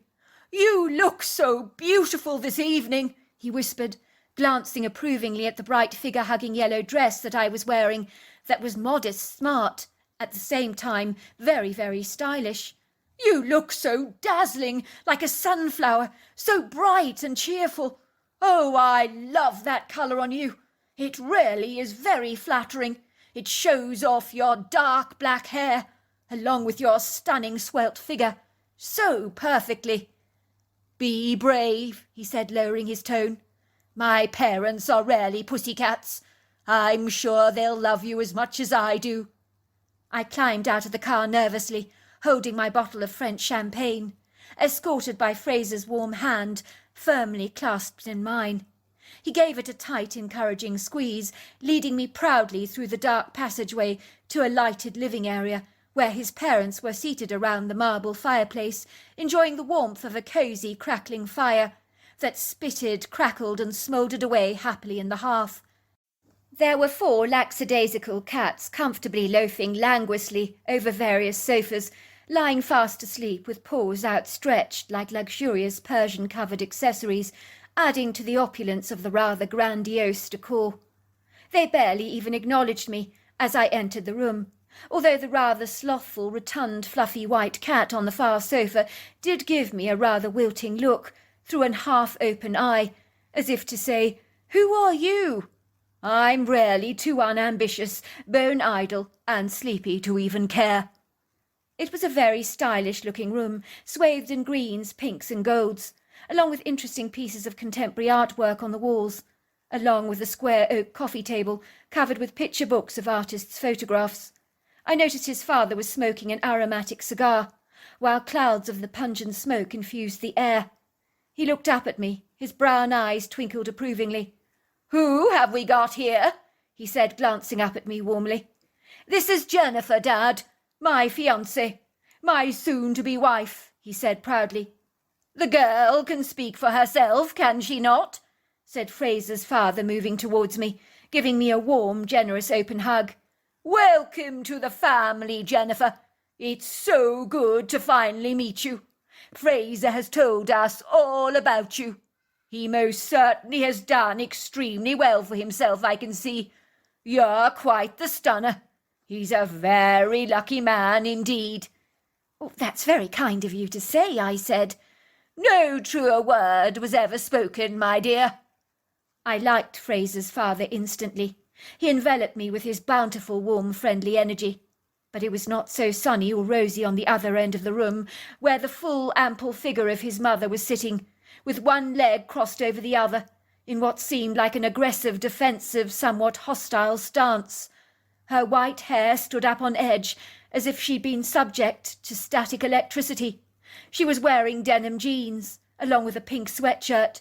Her thin skin was weathered by the sun, dappled heavily with freckles and liver spots. Her chocolate-brown eyes rolled back in her sockets. She looked disgruntled, cantankerous, bad-tempered like a walrus. Her welcome was as stormy as dark thunderclouds gathering across a bright blue sky. Friendly she most certainly was not. "Who have we here?" she said, looking at me disapprovingly, rising questioning eyebrows above her eyes, as if she couldn't fathom who I was, when she'd been well informed by Fraser that I was coming. She knew I was his fiancé.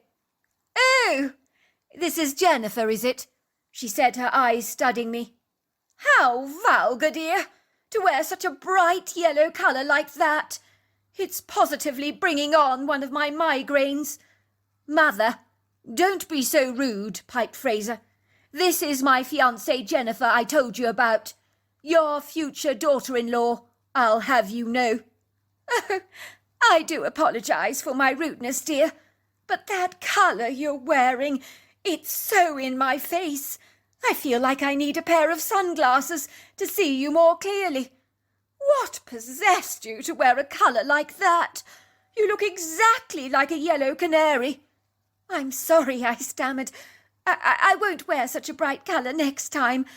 I thought it was pretty. I do like the colour yellow. I think you might just need a glass prescription, dear.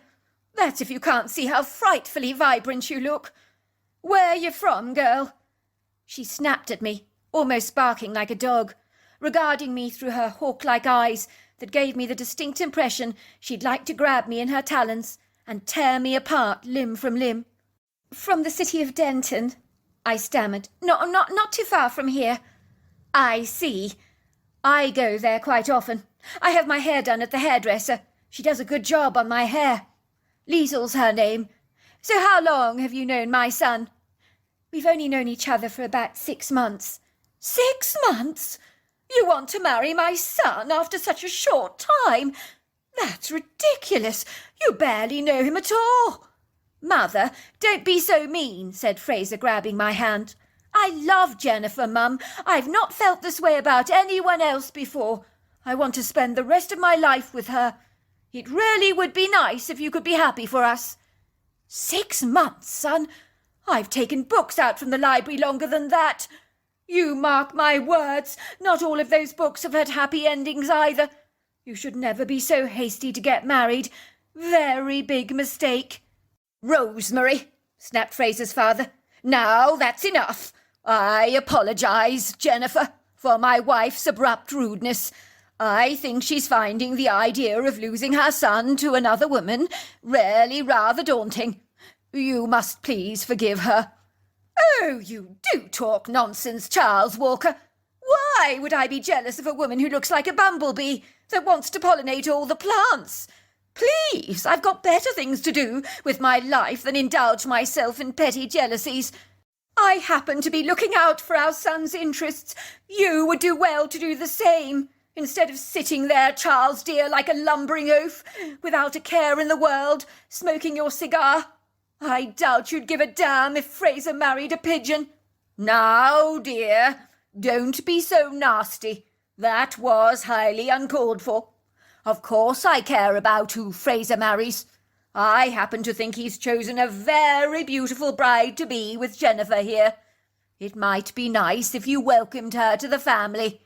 Why should I do that? Said Fraser's mother, giving me a nasty glare.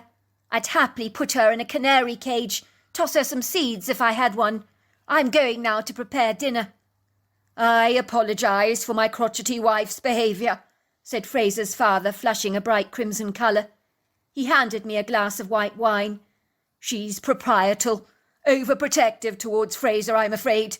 I think the idea of letting him go to another woman is something she's finding difficult to handle. Before you came along this evening, she was determined to dislike you. It's nothing personal. My wife clearly sees you as a rival, someone who's competing for Fraser's affections. In her eyes, no one is good enough for Fraser. Not even the Queen of England would satisfy her. Fraser groaned.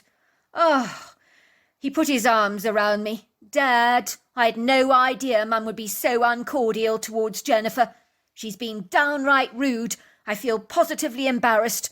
I think I'll go and have words with her. She cannot treat my future wife with such discourtesy and contempt.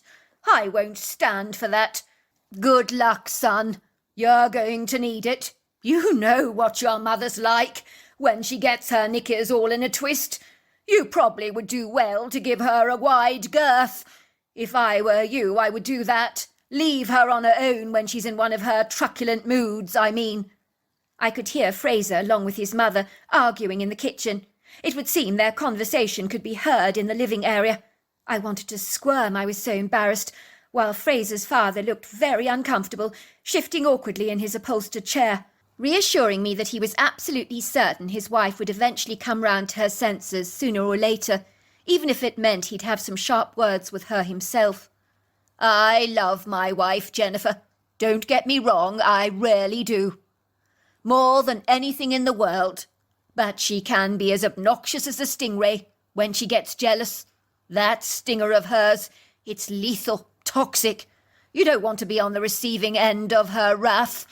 Believe me, I know. I've experienced it myself. I should know.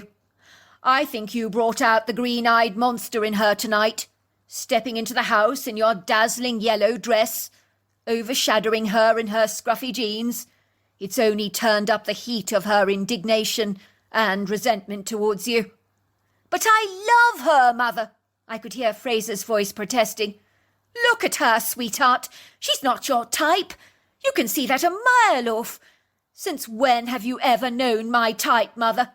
I recall that you've never liked any of my girlfriends, but the way you treated Jennifer is abysmal. You should be ashamed of yourself. You've made her feel so unwelcome. She's your future daughter-in-law, for goodness sake. Try, Mum, try to be halfway civil to her. Please, I beg you. Sweetheart, I'm looking out for your interests. You've only known this obscure, ambiguous young girl for 6 months, for goodness sake. You hardly know her. You can't be sure if she's the girl for you, the girl you want to spend the rest of your life with. I'm looking out for you, son. It's a mother's prerogative. That's what we do. You don't have the right to be so blatantly rude to my fiancée, Mum. Jennifer's such a lovely girl. Whatever you say, whether I have your support or not. Me and Jennifer, we're a team. Son, you're not thinking straight. You really aren't. This is your whole life we're talking about. I only have to take one look at her to know she's not right for you. That yellow dress, my word, it's enough to make a sailor blush. Look, Mother, I know you mean well. In your own way, you do. But keep your butt out of my business. Whether you like it or not, me and Jennifer are getting married. Sorry if it upsets your plans. Sorry. I know what this is all about. You want me to be a mummy's boy, don't you? Tied to your apron strings for the rest of my life, with you as the only woman in my life. That's what you want, isn't it? You don't care a jot about your own son's happiness. You only care about yourself, what you stand to lose when I leave home for good. It's ridiculous. You're ridiculous. At this, I got up and walked into the kitchen. I had about as much as I could take. The nauseating taste of bile now rising up at the back of my throat, its bitter taste as repugnant and bitter as my mother-in-law to be.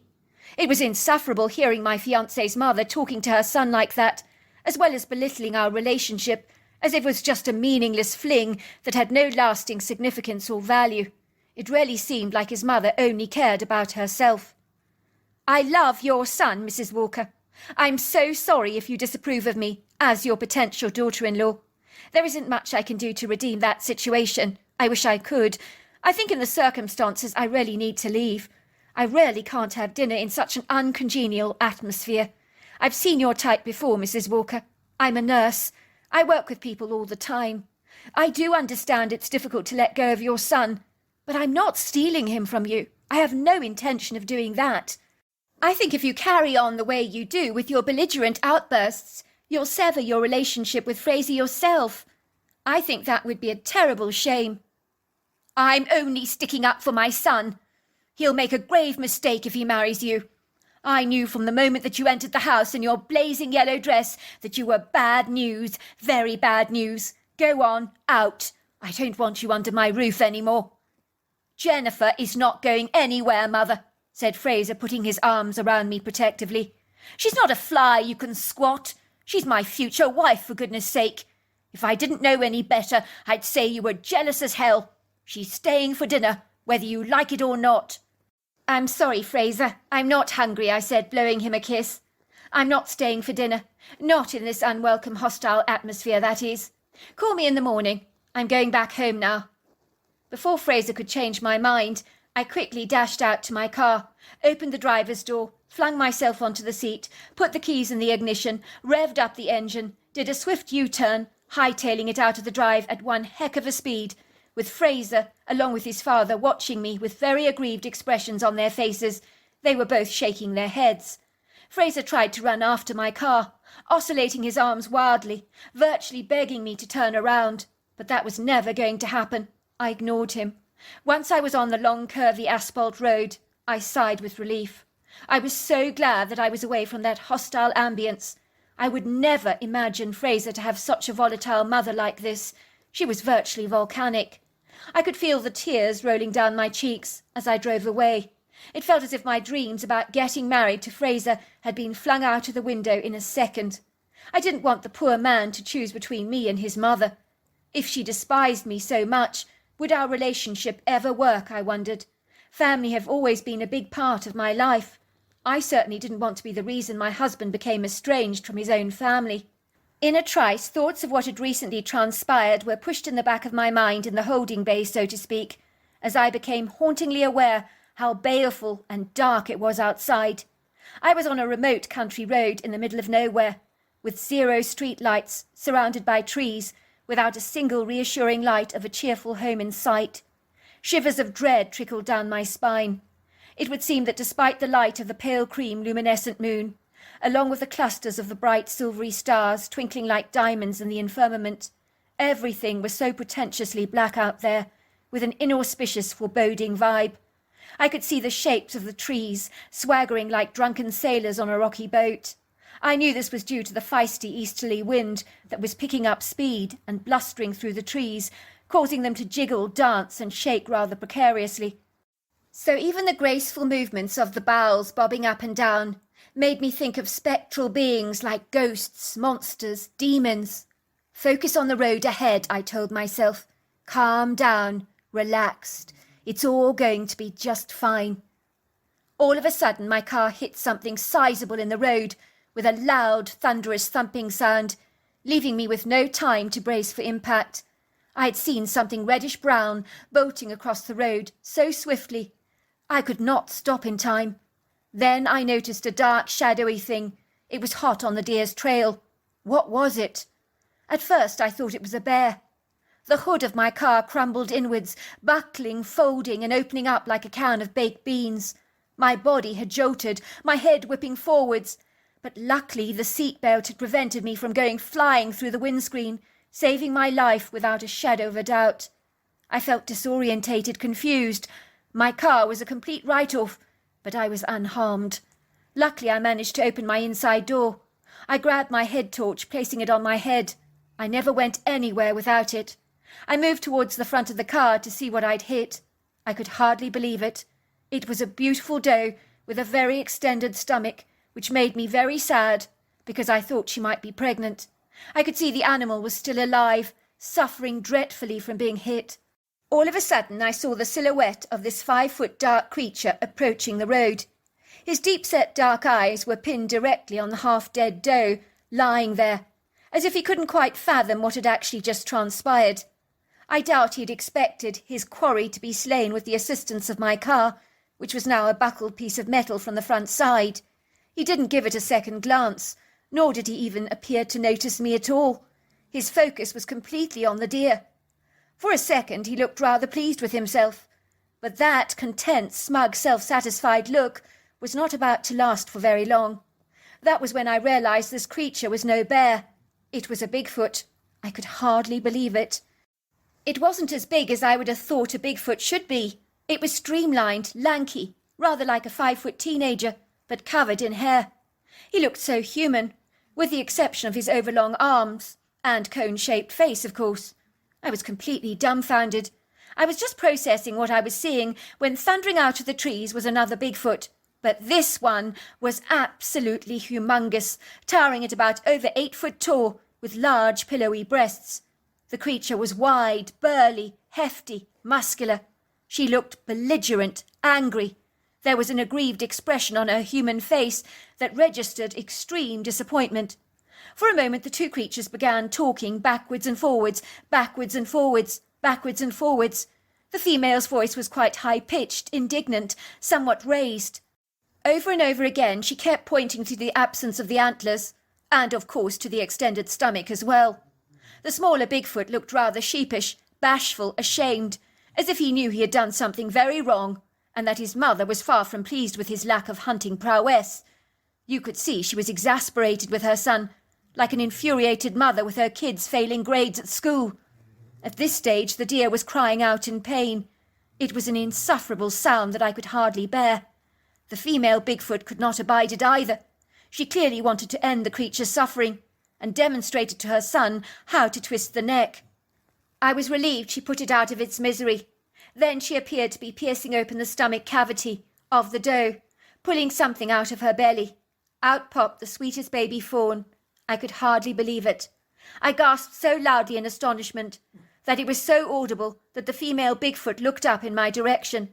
She seemed startled to see me standing there, but she did not display any aggression whatsoever. She didn't seem remotely uncomfortable or frazed by my presence, almost as if she'd been around humans before. I wasn't afraid, not for a moment. She had such a serene motherly energy that I've seen among some of the older nursing staff at the hospital, but even more so. She was so gentle with the fawn, stroking it tenderly, in a loving, reassuring manner, like a creature that cares passionately about the welfare of other animals. She walked towards me, placing the fawn in my arms, indicating that the little thing needed feeding. Was I up to looking after it? I think my thrilled gasp had made her believe I wanted the fawn for myself. She pointed to her breast and to the fawn, as if to say, "Do you know how to look after the little mite?" I nodded, thinking to myself that I would take it to the wildlife rescue. They knew exactly how to look after orphan deer there. It was the least I could do, since I was responsible for killing the mother doe. It was a given that many deers are unfortunately run over down mountain roads here in Pennsylvania all the time. Who knows, some of them might be being chased by Bigfoots. I watched as the sun picked up the dead female doe. I knew what they would be eating for dinner that night. I watched in awe as they glided away into the heart of the woods. Her movements were so graceful, so agile, almost ballerinic. The female looked over her shoulders at me, nodded as if to say goodbye. I raised my arm to wave at her. She copied me and did exactly the same. Then she was gone from my sight. I looked at my mangled, wrecked car, wondering what on earth I was to do. I was about to retrieve my cell phone from the car, feeling suddenly quite daunted by the dark, ominous shadows that I could see darting everywhere. Then I saw him. It was Fraser. I've never been so relieved in all my life. He stopped his car in the middle of the road, directly behind my wreck, his face a picture of horror, especially because he'd seen the mangled heap of metal gracing the middle of the road. He ran swiftly towards me, stopping short in his tracks when he saw the baby fawn in my arms that was trying desperately to nuzzle me for milk. "You all right? What the heck happened here?" I ran over a mother deer. "This is its fawn. In the middle of the road," I said. "It happened so quickly for me, too quickly for me to stop. Luckily I was wearing a safety belt, or I doubt you'd be talking to me now." "Are you all right?" "I'm so glad that despite everything that happened tonight, you saw sense to put on your safety belt. Good girl. I tried to phone you on your cell, but there wasn't an answer. I was worried you'd never talk to me again after that debacle tonight." "As if! Your mother might be the mother-in-law from hell, but I'm not about to give up on you without a fight, that's for sure." "Good. That's what I like to hear. I was actually driving to town to see you. I never envisaged I'd find you in the road like this, with your vehicle all crashed up. I was getting rather spooked. I never told you this, but I am quite frightened of the dark." "Well, it's a good job I'm here then. Get into the car. I'll call out the tow truck services to retrieve your car. When we get home, you don't know this, but my monstrous mother just happens to be brilliant at nursing little fawns, so she'll be over the moon to have this thing to nurse back to health. Despite everything, she has a good heart on her. I know that's hard to see. By the way, she is sorry she laid into you tonight. She admitted to me that seeing you made her feel rather terrified she was about to lose me. I told her that you were my first choice, so if she pushes you away, she'll have an estranged son on her hands. She wanted me to go after you, to bring you back, to apologize. She said she never meant to hurt you. By the way, she thinks you look pretty hot in your yellow dress. You made her feel like an ugly duckling." "You're kidding? She actually apologized to you about her behavior tonight?"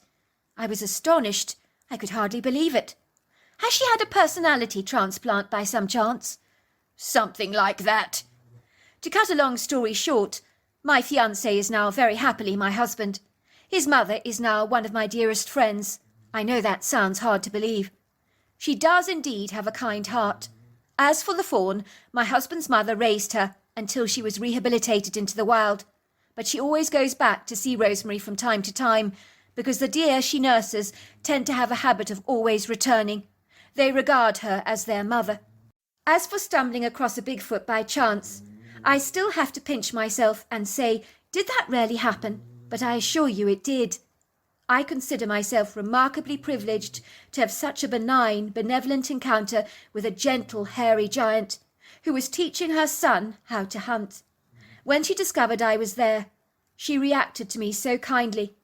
I know lots of people have negative and bad experiences with Bigfoot, but take it from me, they are not all cast from the same mould. That was one night when I was so caught up in the moment, I almost forgot to fear the dark. So there you are. That's my story. Dear Sarah, and all your lovely listeners, I knew my brother Kevin was up to something. Whatever it was most certainly not legal. I was in the kitchen area of our trailer, washing up coffee mugs in the sink. I so happened to observe my brother sitting at the small kitchen counter, acting very furtive. He kept glancing over his shoulder towards me, to check that I wasn't actually looking at him. He was counting out a large volume of cash, placing it surreptitiously in a little tin, hoping I wouldn't notice. He was oblivious to the fact that I'd seen him. Where did he get that kind of money from, I wondered. I could feel nausea rising up at the back of my throat. My heart felt as if it was weighted down by a heaviness. I had this ominous, disturbing, foreboding feeling that he was doing something perfidious, disrespectable if you like, that would make my father turn in his grave. Kevin did not like having empty pockets at any stage. Growing up, he'd always liked to surround himself with tons of cash, stylish leather jackets, fancy loafers, of course the most dashing of cell phones that you could find on the market. I knew he'd taken up a job in a hardware store in Portland for 3 days a week, but judging by the amount of sizable cash he had accumulated, he was clearly supplementing his income in some underhanded, unscrupulous way. My father had recently died of a sudden, unforeseen heart attack, a prodigious event which had taken us all by surprise, for he had no history of high blood pressure, diabetes, high cholesterol, or even heart disease.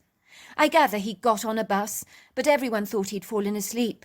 When the bus had completed all its routed journeys, the driver nudged his sleeping passenger, trying to arouse him from his sleep. He had been dead for a long time. I gather the poor man had the fright of his life. I was 23 years old at the time, my brother only 20. It was a devastating blow that hit us hard like a brick to the face, for we both adored our father. He had raised us up since we were toddlers, which was very commendable for a man all on his own.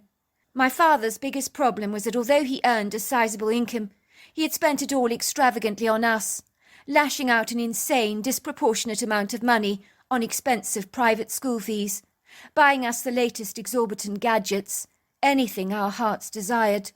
I don't think he knew how to say no to us. We were used to having it all. I think he spoilt us rotten, was effusive, unrestrained in his spending, to make up for my mother's absence in our lives.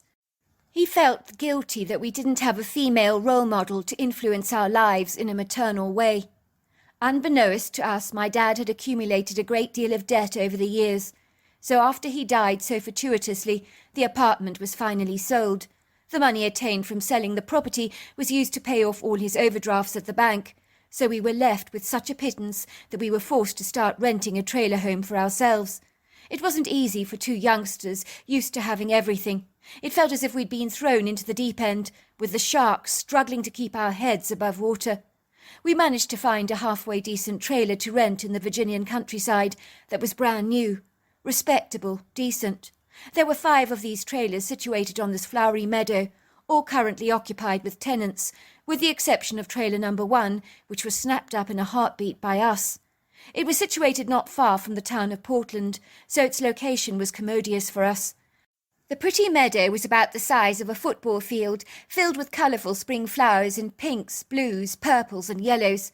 It was fringed by a beautiful wood grove, filled with clusters of red maple, spruce and oak trees, superb mature specimens with curvaceous voluptuous trunks that reminded me of large, well-upholstered women. The forest ground was strewn with the prettiest ferns, verdant green mosses, as well as bluebells, daffodils, and wild ginger.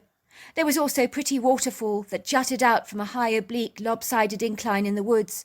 It thundered and crashed into the rock pool below.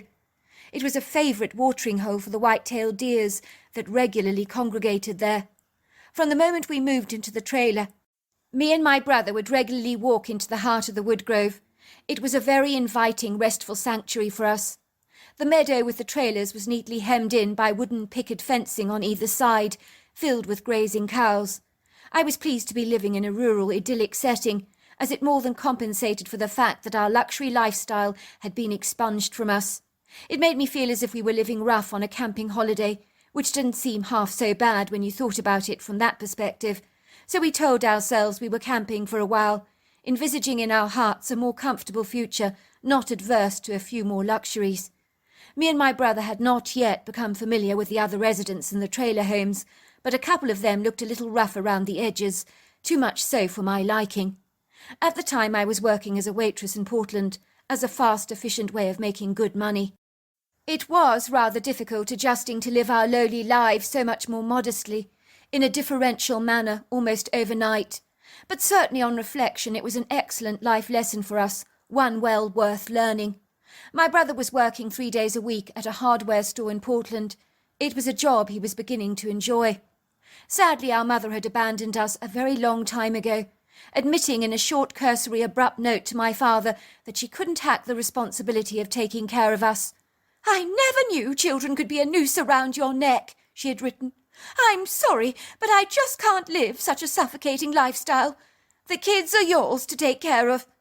She wanted to live a carefree, independent, bohemian life without the challenges of raising children.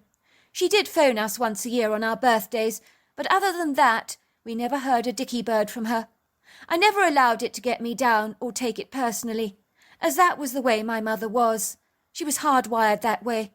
She was nonconformist, a free spirit if you like, not the kind of person who was willing to make sacrifices for others. My father once described her as the most selfish woman he'd ever known. She wanted to embrace that hipster, carefree lifestyle, and to hell with anybody else.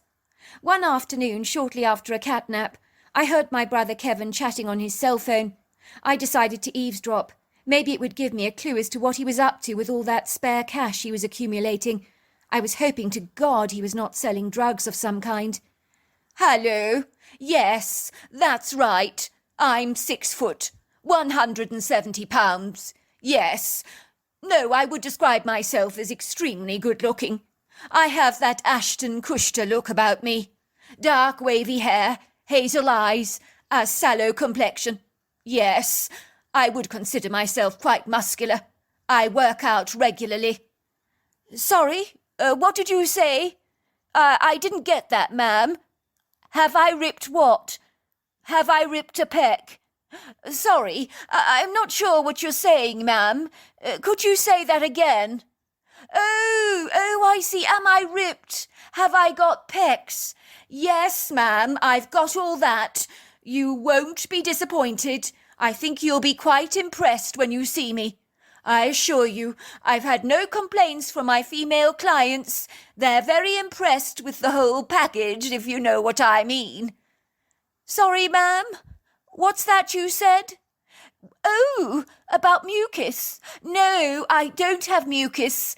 I'm actually very healthy. No flu or colds. Oh, you meant muscles. Yes, I do have muscles. Lots of them. Sorry? Who's Cuddlebody? Is that your surname, madam? Oh, good body. Yes, ma'am. Yes, as I was saying, I do have a good body. It'll be $500 an hour. Yes, I'm willing to do almost anything. That's right, I'll show you the price list during dinner. Then you can decide on the services that suit you best. You don't want your husband to know about our interlude? Of course not. You can count on my complete discretion. But I feel I should warn you that the privacy policy will cost you an extra $50. Oh, good. You're not worried about the money. So you want me to meet Ron Sensor. Who's Ron Sensor, madam? Just so you know, I don't do threesomes of any kind. Whoever Ron's censor is, he can't come on the date with us, if that's what you're thinking. Oh, sorry, I didn't hear you properly. Your voice was really rather faint. You want me to meet at the Royal Senesta Hotel on Washington Street. Oh, I see. Fine, see you then. How old did you say you were, madam? 62. No, I have no problems with your age. I'll see you then. Kevin, what on earth are you doing? I piped. I heard you on the phone. Are you a male prostitute offering older women personal services? In a manner of speaking, said Kevin. Don't judge me, sis. I need the extra cash desperately. Look, sis, it's not as bad as you think. Most of the women want a hug or a kiss. Sometimes they just want to talk. And you know I'm a very good listener.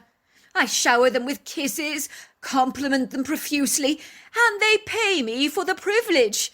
Now, what's wrong with that? The woman I visited last week wanted me to crawl around her house like a cat, so that she could stroke me.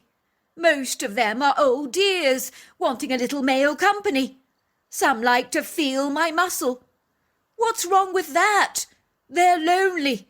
They have money. They're willing to pay me good bucks for my time. I've been to some amazing places for dinner. Last Tuesday night I had the most delicious lamb shank. The meat fell off the bone. It was so juicy and tender. The old dear who took me out wanted me to pretend I was her boyfriend. All her friends were very jealous, but I went along with it. It sounds positively sick, Kevin. How could you?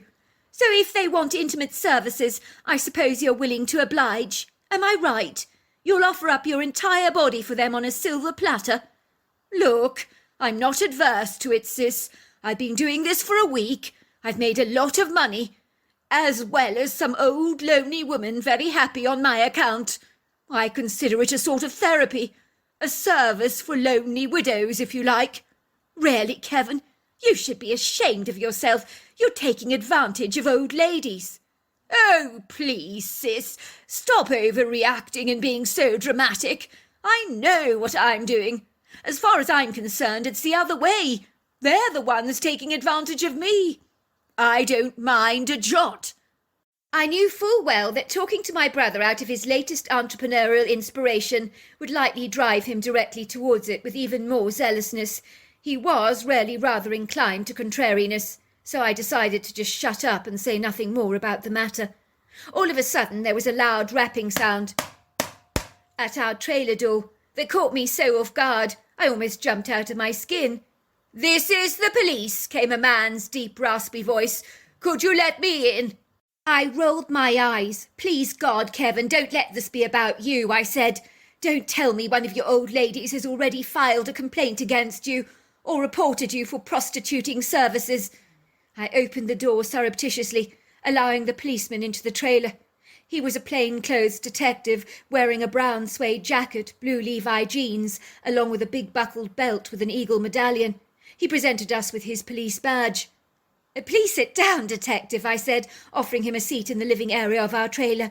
"Can I get you a drink of some sort?" "No, thank you very much." "Look, I'll get straight to the point," he said, rubbing his brown moustache awkwardly. "I'm Detective Lewis Roxburgh. I'm inquiring about the dead body of a man found in the woods this morning. The body has been deceased for about 12 hours. Do you happen to know anything about it?" My brother and I exchanged nonplussed looks. I shrugged my shoulders, shaking my head vigorously. "No, sorry, detective. I never heard a word about it. But when you among the trailers here, we don't know the other people." "I see," said the detective. "So you heard nothing?" "A dead body, detective. When you say it was found in the woods, are you referring to the wooded area that flanks this meadow? Am I right?" "The very same. Did you happen to hear any strange noises last night? Any gunshots, perhaps? Did you see anybody suspicious loitering around the premises? Or see any unfamiliar cars parked out here on the meadow?" "We have heard strange sounds, detective, of a woman screaming in distress, if that's what you're wondering. It happened last night. It was a very, very troubling sound. It caused the hair on the back of my head to stand on edge. It freaked us out, Detective. It was very, very discomposing. I'm afraid my brother and I were too scared to investigate it. We weren't going to go out into the woods at the dead of night. I am adverse to doing that kind of thing. I'm not that brave, I'm afraid. You never know what's out there. Oh, that screaming sound. You're probably talking about a female fox. They sound like a woman screaming as if they're being murdered. It's not an uncommon sound to hear in the woods. Nothing to worry about. She was probably letting the male foxes know she was available for mating. I'm not worried about those kind of animal sounds. What I want to know is, did you hear a series of gunshots last night? A man screaming for help, perhaps. Possibly something like that. No, we heard nothing of the kind, Detective. I did hear a car drive down the meadow. It was not one I'd seen here before. It was red. It seemed to be staying in the parking lot for quite a while, as though the occupant was waiting for someone. I didn't see them, though. I was in bed at the time, although I did hear the car door slam a couple of times. Did you know what make of car it was? Asked the detective, taking out his notebook. You say it was red? I nodded. The make? I think it was a red Chevrolet. What happened, Detective? Who got killed? Should we be worried about this? There isn't a deranged psychopath wandering around murdering people, is there? No, nothing like that to cause undue alarm. At the moment, the body has not been identified. The manner of death is suspicious according to the medical examiner. It appears the man sustained a nasty blow to the head. His shirt was removed from his body. It is hanging in shreds on the tree. It appears someone is making a statement. We believe it's rather personal, as if someone had an axe to grind with the man. You mean this was an intentional murder? Exactly.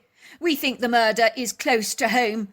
Someone who knew the person personally, was seeking revenge, maybe a spawned lover of some sort. The person who killed him was so enraged he shredded up the shirt. We have a theory that he might have been a murder for hire. The problem is that he was wearing a camouflage gear, so there's also a faint possibility he was illegally poaching in those woods. We do know there is a sizable deer population there. Well, I would say the man must have been poaching, sir. People only ever wear camouflage gear for hunting, not as a fashion statement, surely. Well, we have performed a fingerprint analysis on the body, have been unable to determine who he is. Without a name to connect the body to a person, we can't pursue any further inquiries. How did you find the body, sir? One of your neighbours, an elderly lady. Her name's Nora, I think, with the pretty hanging geranium plant pots in her front yard. I think it's trailer number 2, if I'm not mistaken. Well, she was walking her dog this morning, stumbled across the grisly crime. The poor woman was in a dreadful state. She came to the police station shaking so much that we couldn't get a word out of her, until we gave her some tranquilizers. It's our opinion that she's keeping something from us. She hasn't told us the full story. I'm certain of it. She was the one that discovered the deceased body. It was lying dangling on a branch next to the shredded shirt, along with a hunting rifle and a head torch. Your neighbour felt very certain that someone was peering at her through the underbrush. I gather her dog was barking continuously at one particular spot in the hedgerow. It then began to cower and became very afraid. She was very frightened, so she vacated the area as quickly as she could. She was under the impression that the murderer was hiding there in the bushes, watching her. Well, I would suggest, Detective, that you search the woods then. I mean, what if the perpetrator is still out there? The woods have already been thoroughly searched. The perpetrator has long since gone. We've been unable to find any other evidence, other than several rounds of spilled gun shells from the man's rifle lying strewn all over the forest floor. It is an exceedingly bizarre situation. I think, sir, it sounds like he was probably poaching. All those spilled gun shells, the camouflage clothes, the rifles. Maybe someone followed him into the woods. Someone who intended to deliberately harm him. Someone with nefarious intent. I mean, it would be the quintessential perfect spot to dispose of a deceased body. You're good. If you want a job with the police force, let us know. You think like a policeman. Well, I better leave now. You've been most helpful. He handed us his card. Get in touch if you see anything suspicious. I looked directly at my brother. You hear that, Kev? Someone was murdered in those woods. The police can't even identify the suspect, but my guess is that he was poaching. Maybe someone followed him surreptitiously into the forest. They murdered him there. But with what? The detective said a blow to the head. Maybe the person used the back of a rifle, which meant they must have got close to the man. Very close. I think we should go and visit our neighbour, the woman who reported the body to the police. That Nora lady. Maybe she knows more than she's saying. We'll go and visit her, introduce ourselves as her new neighbour. I began to wrap up a box of chocolates while grabbing a bottle of fizzy grape juice. I had in mind what I needed to do. Are you coming, Kev, or not? We're going to introduce ourselves to our brand new neighbour. We're going to get her to tell us exactly what she saw this morning. You heard the policeman for yourself. He was telling us that she hadn't told them everything. So we're going to find out exactly what the pieces are, the missing pieces to this curious, enigmatic puzzle. But why? Asked Kevin. Why do we even care? Because if there is someone in those woods, Kevin, they could be a potential threat to us. We need to know about it. Don't you understand? I'm responsible for keeping us safe. I need to know that there isn't a psychopath loitering around in these parts. Otherwise we'll have to move. You can never be too careful. Our father would expect us to at least be vigilant. Before long we were knocking at trailer number 2. We could see an old woman twitching at her lacy net curtains to check who was at her door. I could see she looked decidedly nervous. Her cute little Yorkshire Terrier was yakking away. "Hello," she said, pulling the door ajar with her Yorkshire Terrier scooped up in her arms. The miniature terrier stopped barking, stared at us curiously with its button-brown eyes, its tail wagging profusely. Someone had found a deceased body in the woods, that it looked like a possible murder. I was the one that reported the dead body to the police this morning. Of course, she whispered, I never told them what really happened. I knew they'd think I was a silly old bat, so I made up a story that was believable to them. But they did discern I was hiding something. They even said as much to me, but I kept my lips zipped. And were you? Were you hiding something, I mean? Of course, dear. When you get to my age, you have to be very, very guarded. I'm 83 years old, you know, still going strong. If I told the police my story, they'd probably think I belonged in a nut house, have me institutionalized, something like that. I couldn't bear that. I'm so happy living on my own. Will you please tell us your story? Hands on heart, we won't tell the police what you told us. I am rather wary of even telling the two of you my story. It sounds so fictitious, so nonsensical, so spurious, but I do know what I saw, and I wasn't imagining it. You can tell me you saw a fairy, I'd believe you. I'm really open-minded, non-partisan, unbiased about that sort of thing. I tell you what, why don't you tell us your story from the very beginning? We're very interested. Very well.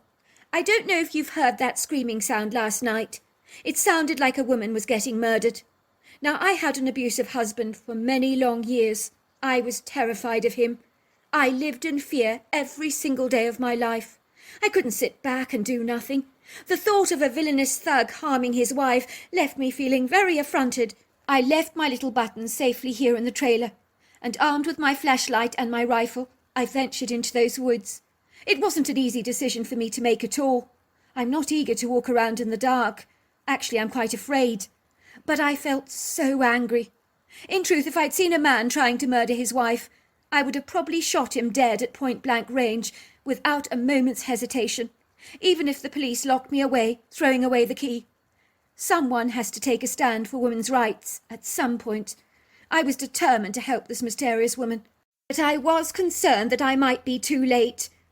I got an airy feeling that something wasn't right. I can't explain it to you, but the woods felt menacing, foreboding, exceedingly intimidating, bodeful. I told myself it was the wind blowing through the trees, the ethereal shadows of light dancing through the boughs, tricking me into believing that I was being watched by unseen eyes. Once again I heard the same screaming sound. I became frantic, darting through the trees, cocking my rifle. Then I heard a man's raised voice, along with gunshots going off. My heart almost bolted out of my chest. I was so devastated. I felt absolutely certain the man had shot his wife dead. I realised I'd arrived on the scene far too late to save the poor woman's life. I decided that the very least I could do for her was to see what he looked like for the purposes of identification with the police, so that the man didn't get away with his grisly murder. I had my suspicions that he could possibly be burying her in the woods. I think I might have read too many Agatha Christie novels, so my imagination was in overdrive. I began to stealthily move towards the sound. I didn't want to draw any attention to myself, but luckily with a full moon shining, along with the open canopy above my head, I could see very clearly. The visibility was absolutely excellent. I also noticed that there was no chirping crickets or frogs, which I did think decidedly odd. I concealed myself behind a large oak tree. That was when I saw the man. He was cocking his rifle at something. I've never seen a man look more terrified or discomposed in my entire life. His eyes were as round as saucers, his mouth dropping to the ground, his body shaking like a jelly. And when I say shaking, I mean trembling so desperately badly. Lying next to him was the body of a large deer. A deer that he had obviously only recently killed. I realised then that he had been poaching. It was only then I heard the curious growling sound. "Are you all right?" I asked. "Can I get you anything?" I could see that the old woman was now physically shaking. "If you could pour me a gin and tonic, dear, I think that would strengthen my nerves considerably." I quickly handed her a gin. She glugged it down in a single gulp. "Ah, that's so much better. It's called Dutch courage. Let's see, where was I? Ah, yes, the growl. Oh, the growl was worse than a lion. It went right through me. It seared through me like a knife to the heart. It was a physically forceful sound, very unnerving indeed. That was when I knew that the poacher was being pursued by a predator. But what? I couldn't imagine. I thought maybe someone's pet tiger had been released or something, and escaped or something. You see, at this point I'd not seen anything, but I did sense a very intimidating presence. That was when I saw the creature. It was standing yards away from me, glaring at the man with deep-set dark eyes, but they gave off a red traffic light colour. This thing, it was monstrously huge, with a bullet-shaped head. He was about the width and height of a front door, but he looked decidedly human. Only he was covered in long, flowing dark hair that was exceedingly black, black as coal. The moonlight gave me an excellent view of the creature. The next thing I knew was that the creature began to roar. This time he wasn't growling, he was roaring. The roar was thunderous. It sounded louder than the waterfall. I was so terribly afraid. I could barely move a muscle. I was frozen to the spot. I have never known fear like that in all my life. Even being married to an abuser, I haven't experienced a fear as bad as this. It was off the charts. The man was screaming, "Help! Help!" He fired about 2 more bullets at the creature, but missed every time. I think his fear disorientated him. The creature grabbed him, began to shake him very hard, as though he was very aggrieved. He pointed at the deer, then to the man. I heard him say something like, "Uncantau gubucanina," or something like that. I mean, I can't speak what language he was speaking, but it sounded like that. The man said, I'm sorry, I didn't mean to kill it." For some unfathomable reason, he knew why the inflamed creature was so antagonized. And that was when I realized that the steamed-up creature was hopping mad with the man for killing the deer. I couldn't figure out why he was so cross about that. The next thing he did was he slapped the man hard on the head with a single blow using his hand. It really looked like a gentle tap for him. But the trouble is, when a thing like that gives you a tap, it's likely going to kill you, much like if you tap an ant. The man fell backwards. His eyes rolled in the back of his sockets like white balls. He flinched, groaned, and then just died. I watched in awe as the seething creature pulled off the man's shirt, shredding it into pieces with his hands, as if it was nothing, hanging it on the tree. Then he threw the man over the branch, where he dangled like a lifeless mannequin, his eyes staring into space like glass marbles. The creature was shaking his head furiously. I could hear him say something in that strange language he spoke. If I was to guess what he was saying, it would have been, "You stupid idiot, you only got what was coming to you. You don't kill a deer for sport. Not on my watch, you don't." "What makes you think he said that?" I asked. That's the odd, peculiar thing. He spoke in a language I couldn't comprehend, but I felt that that was what he was saying. I've never had an experience like that before. It was very weird. It was like I understood a language I've never heard before. The creature then moved over to where I was hiding. He knew I was there. That was the curious thing. How could he know where I was? I think he'd seen me hiding there. I could hardly believe it. He was so aware of his own environment, in touch with every sound, smell, movement. I became afraid. I thought he was going to kill me, I really did. I mean, I felt like a doll in his presence, because standing yards away from him, I think I must have come up to his belly button. He looked directly at me, with his eyes. I realised they weren't red close up, but a deep treacle colour. But they looked kind, really kind. That was the surprising thing. He said something to me in his peculiar language, which sounded like it contained lots of clicks. I thought I heard him say, "I mean you no harm," and then he was gone like that. I watched him glide away in the woods on his long legs. He looked like he was floating. He was so graceful. I was shaking so much after what had transpired. I was about to return to the trailer when I heard a man's voice shouting, "Rick! Rick! Rick, where are you?" I think it must have been his buddy coming to collect him, and of course the hunting trophy. But when he saw his dead friend lying there on the tree, I heard him say, "Bloody hell!" Then he just hightailed it out of there so fast.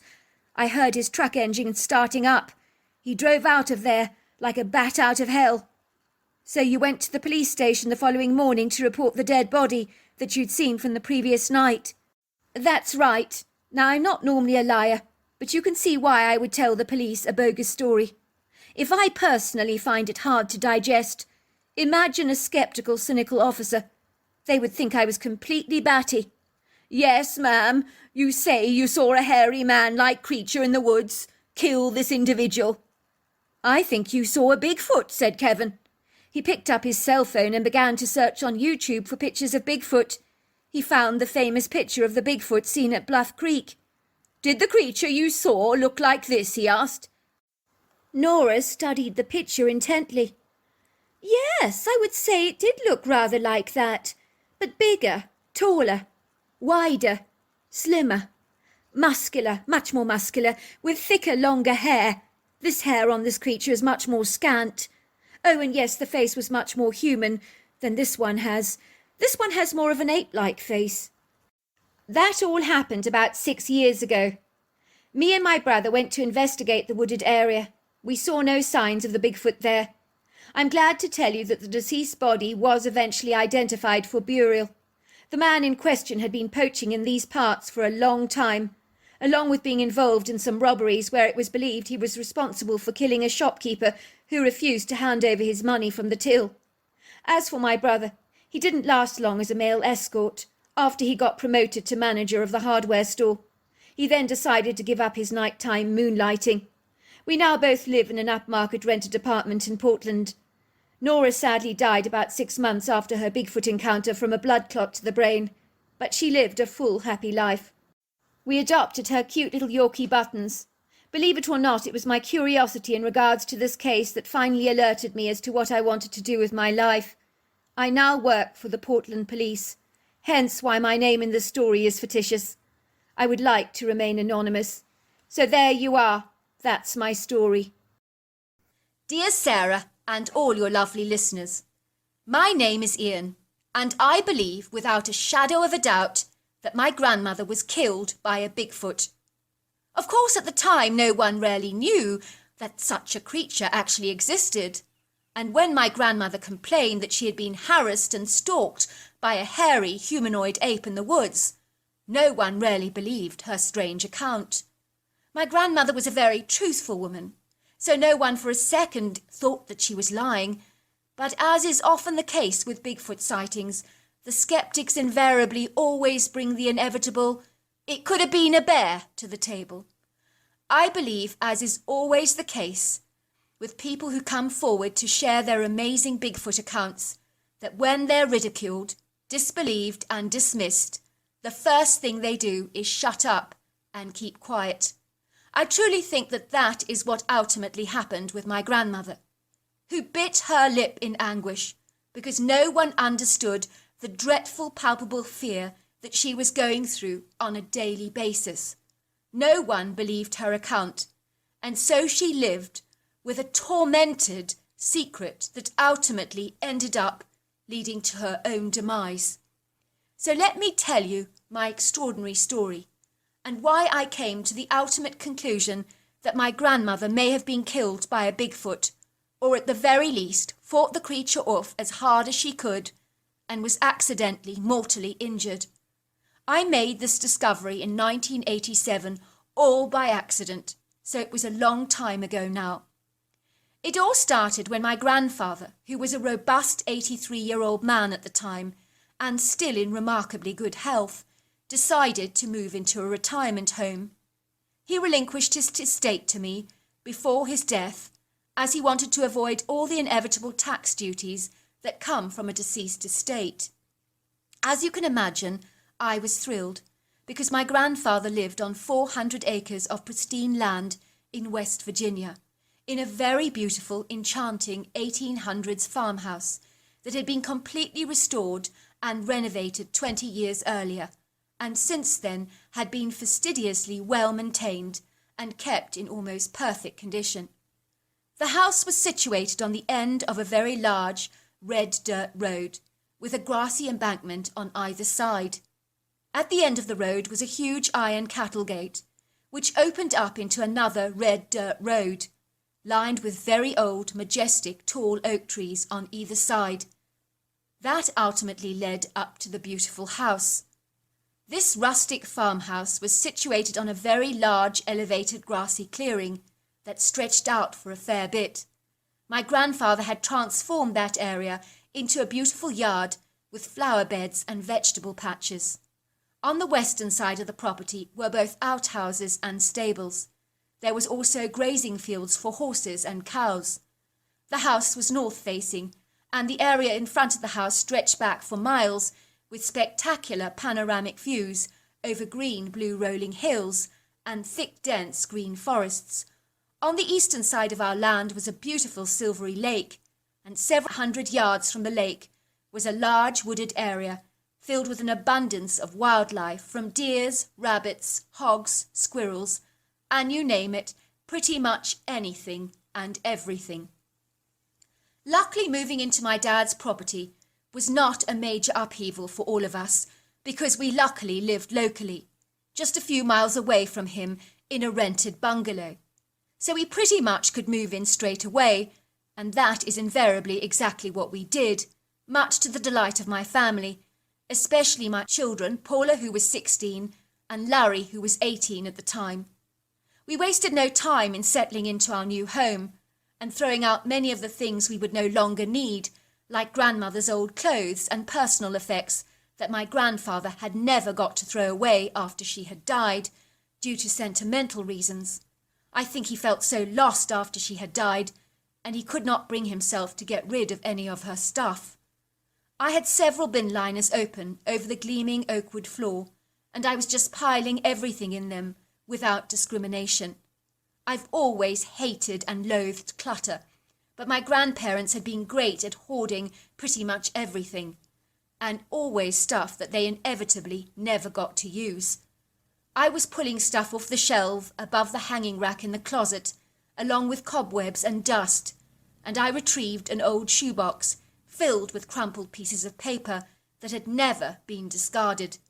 It looked like letters that my grandmother had tried to write, but she had crumpled up the paper in her frustration and never completed the letter. I knew what that was like.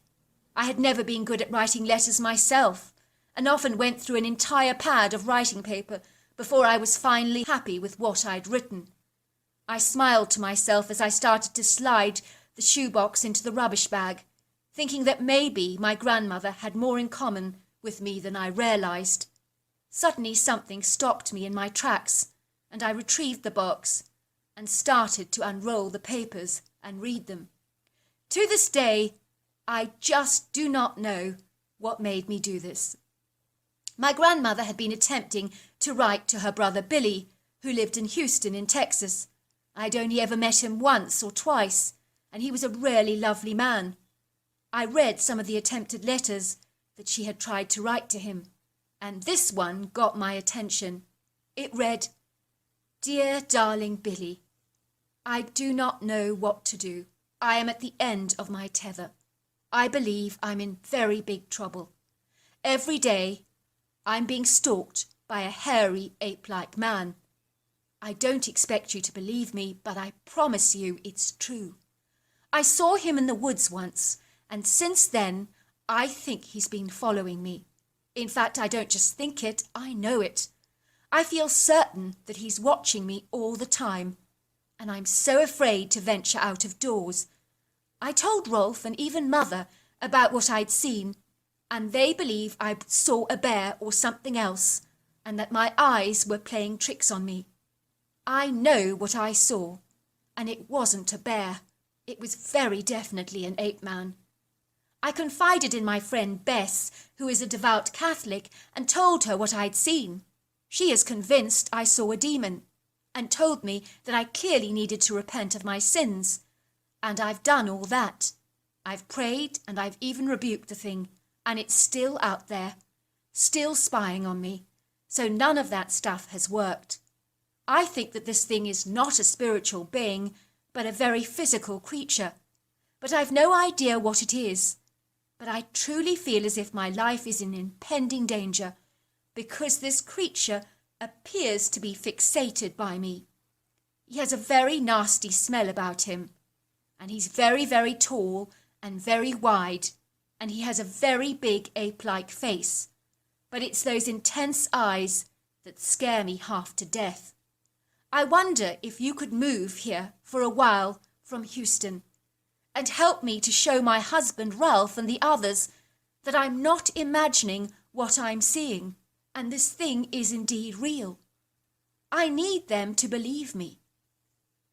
This was the longest letter I found that was scrunched up in the box. In those days, I had never heard of Bigfoot, but it did seem incredibly odd that my grandmother was rattling on about an ape man living in the woods. I decided to keep the crumpled note and asked my grandfather about it when I visited him at his retirement home. On the day I visited my grandfather at the old age home, I was surprised to find that he had acquired a girlfriend, and he had a very happy sparkle in his pale brown eyes. There was life in the old dog yet. His willowy, frail, elderly friend looked strangely familiar, and I remembered that she had dated my grandfather a few times, long after my grandmother's death, and had even stayed over at the farmhouse a few times. The relationship had ultimately fizzled out, but now it seemed that they had rekindled the old flame, and they both looked as if they were really very much in love, or at least extremely fond of each other. "Pops," I said, that's what I always called my grandfather, "I want to ask you something very private." "Nonsense," said my grandfather, holding his girlfriend's hand tightly.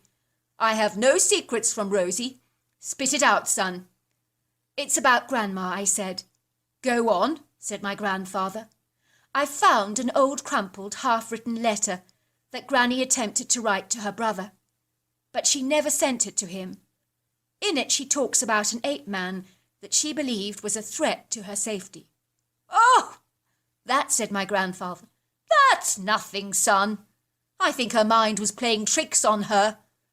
There was no ape man in the woods. She had a big imagination.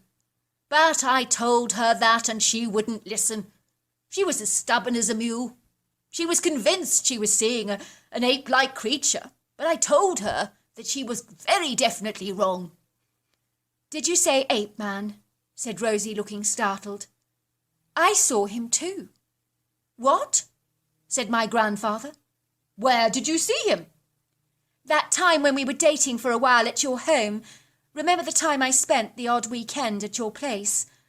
I saw the ape man then."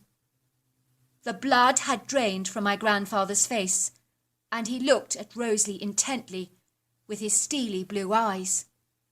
"You really saw an ape man?" he asked. "On my property?"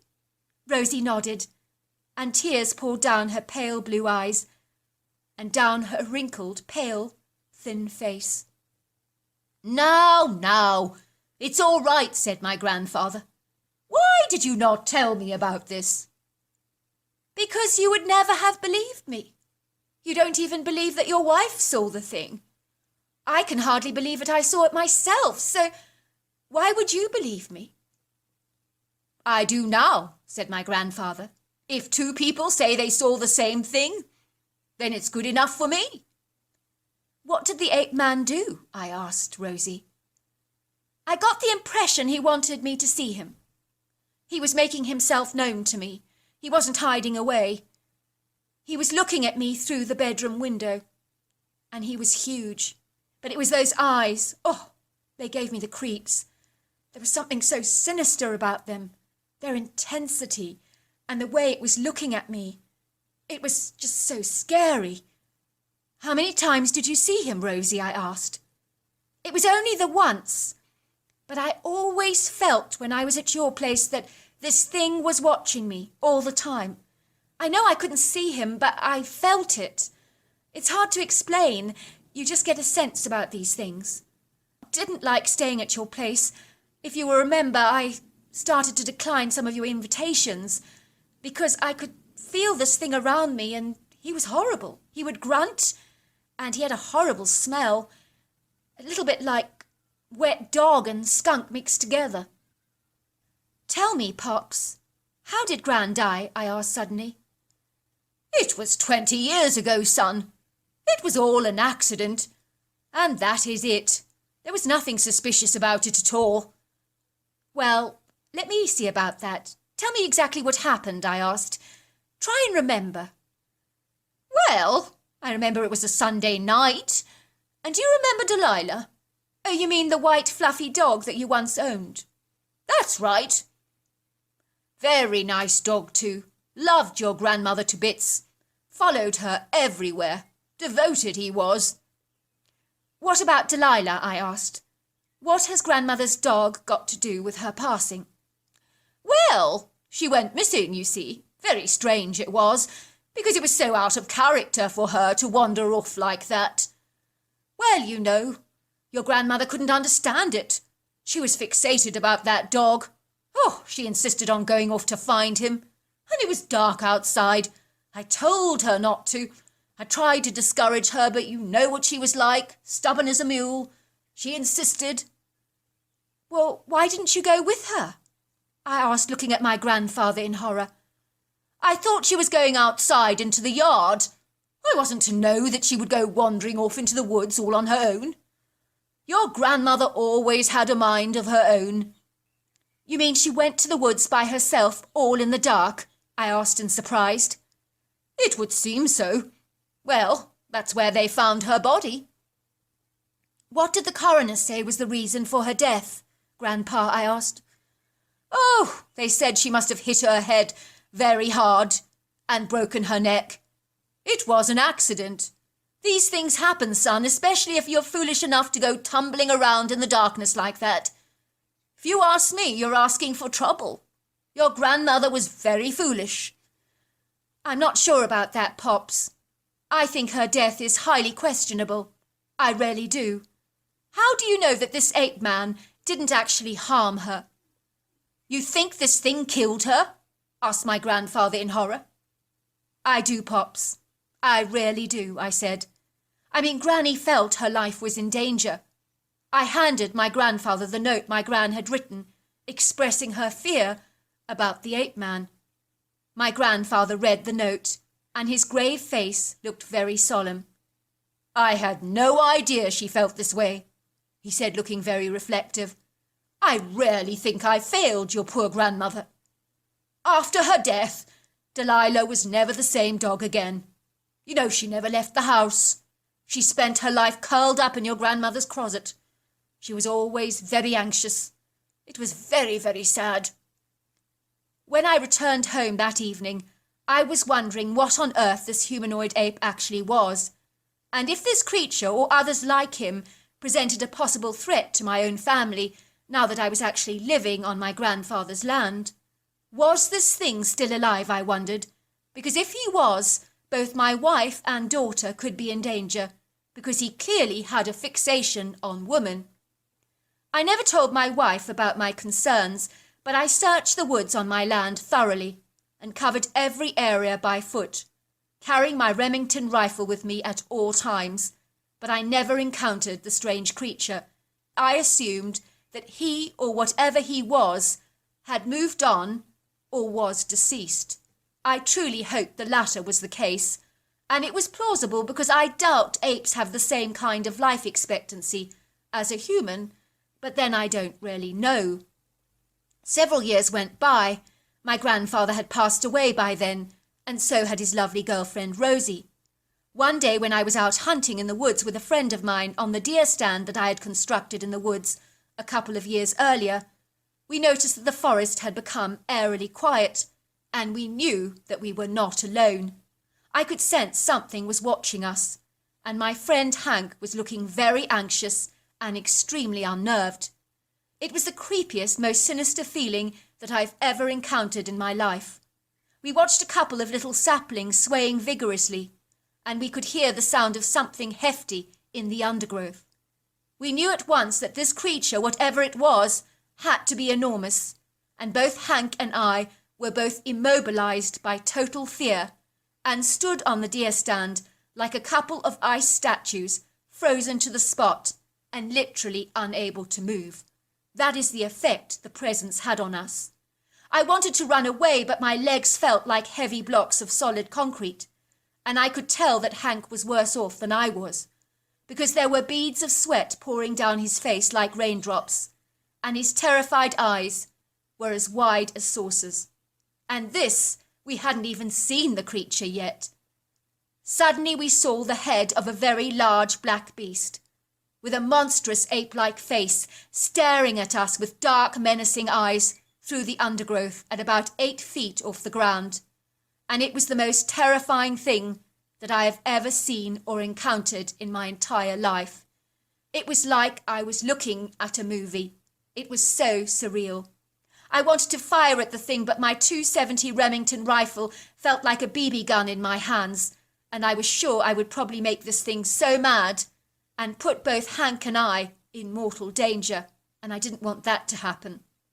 The creature was making strange grunting sounds that sounded like a primate, and although we never saw his entire body, his movements in the brush reminded me of a massive ape. This thing, whatever it was, kept studying us through the curtain of shrubbery, with a steely gaze, like a great bird of prey that scans the ground, looking for a potential snack. That was the kind of look he was giving us. Suddenly we heard another grunting sound coming from further away, and I remember thinking to myself, oh my goodness, not another one. And in that moment of startling revelation, I shat my pants in utter terror.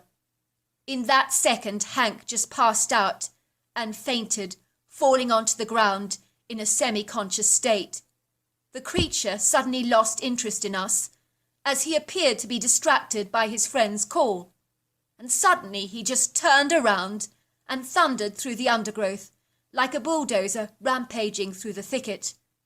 I immediately did my best to revive Hank, and we both went home, but we could not run, because the energy had drained from both of us, and it was all we could do to just crawl home. On reflection, I do not know whether the creature was going to hurt us or not, because it never growled at us, no, not once, but those eyes were just so intimidating, and this creature was formidable. I have never felt so overwhelmed by terror in my entire life, because we were quite literally facing an apex predator. I still live on my lovely plot of land and go hunting from time to time, but I have learnt to listen to my instincts, and I will always turn away from a hunting expedition if the woods grow unusually quiet and the birdsong recedes. When it's like that, I know at that time to get out of the forest. From time to time, when it's dark outside, I do hear whooping sounds and wood knocks coming from the valley. And all these years later, I know that they're coming from these creatures. If I'd not known any better, it would have been impossible to believe in the existence of such an extraordinary apex predator that is as elusive and as potentially dangerous as this one invariably is. I still believe my grandmother was killed by the Bigfoot, and I often wonder whether the missing dog was a ruse by the creature to lure my grandmother into the woods late at night. I think these creatures are highly intelligent, and so it would seem like a pretty clever plan. It would have been the most perfect setup. Judging by my grandfather's accounts, that little mutt was clearly spooked by something. Maybe the creature had no intention of harming my grandmother, because he was clearly fixated by her like a stalker with a very serious crush. So it could have been an accident if my grandmother had fought back, and I imagine she would have, to her detriment. I will never know what actually caused her death, but the one thing I feel sure of is that the hairy man ultimately had something to do with it. You may, of course, disagree with me, but that's my story.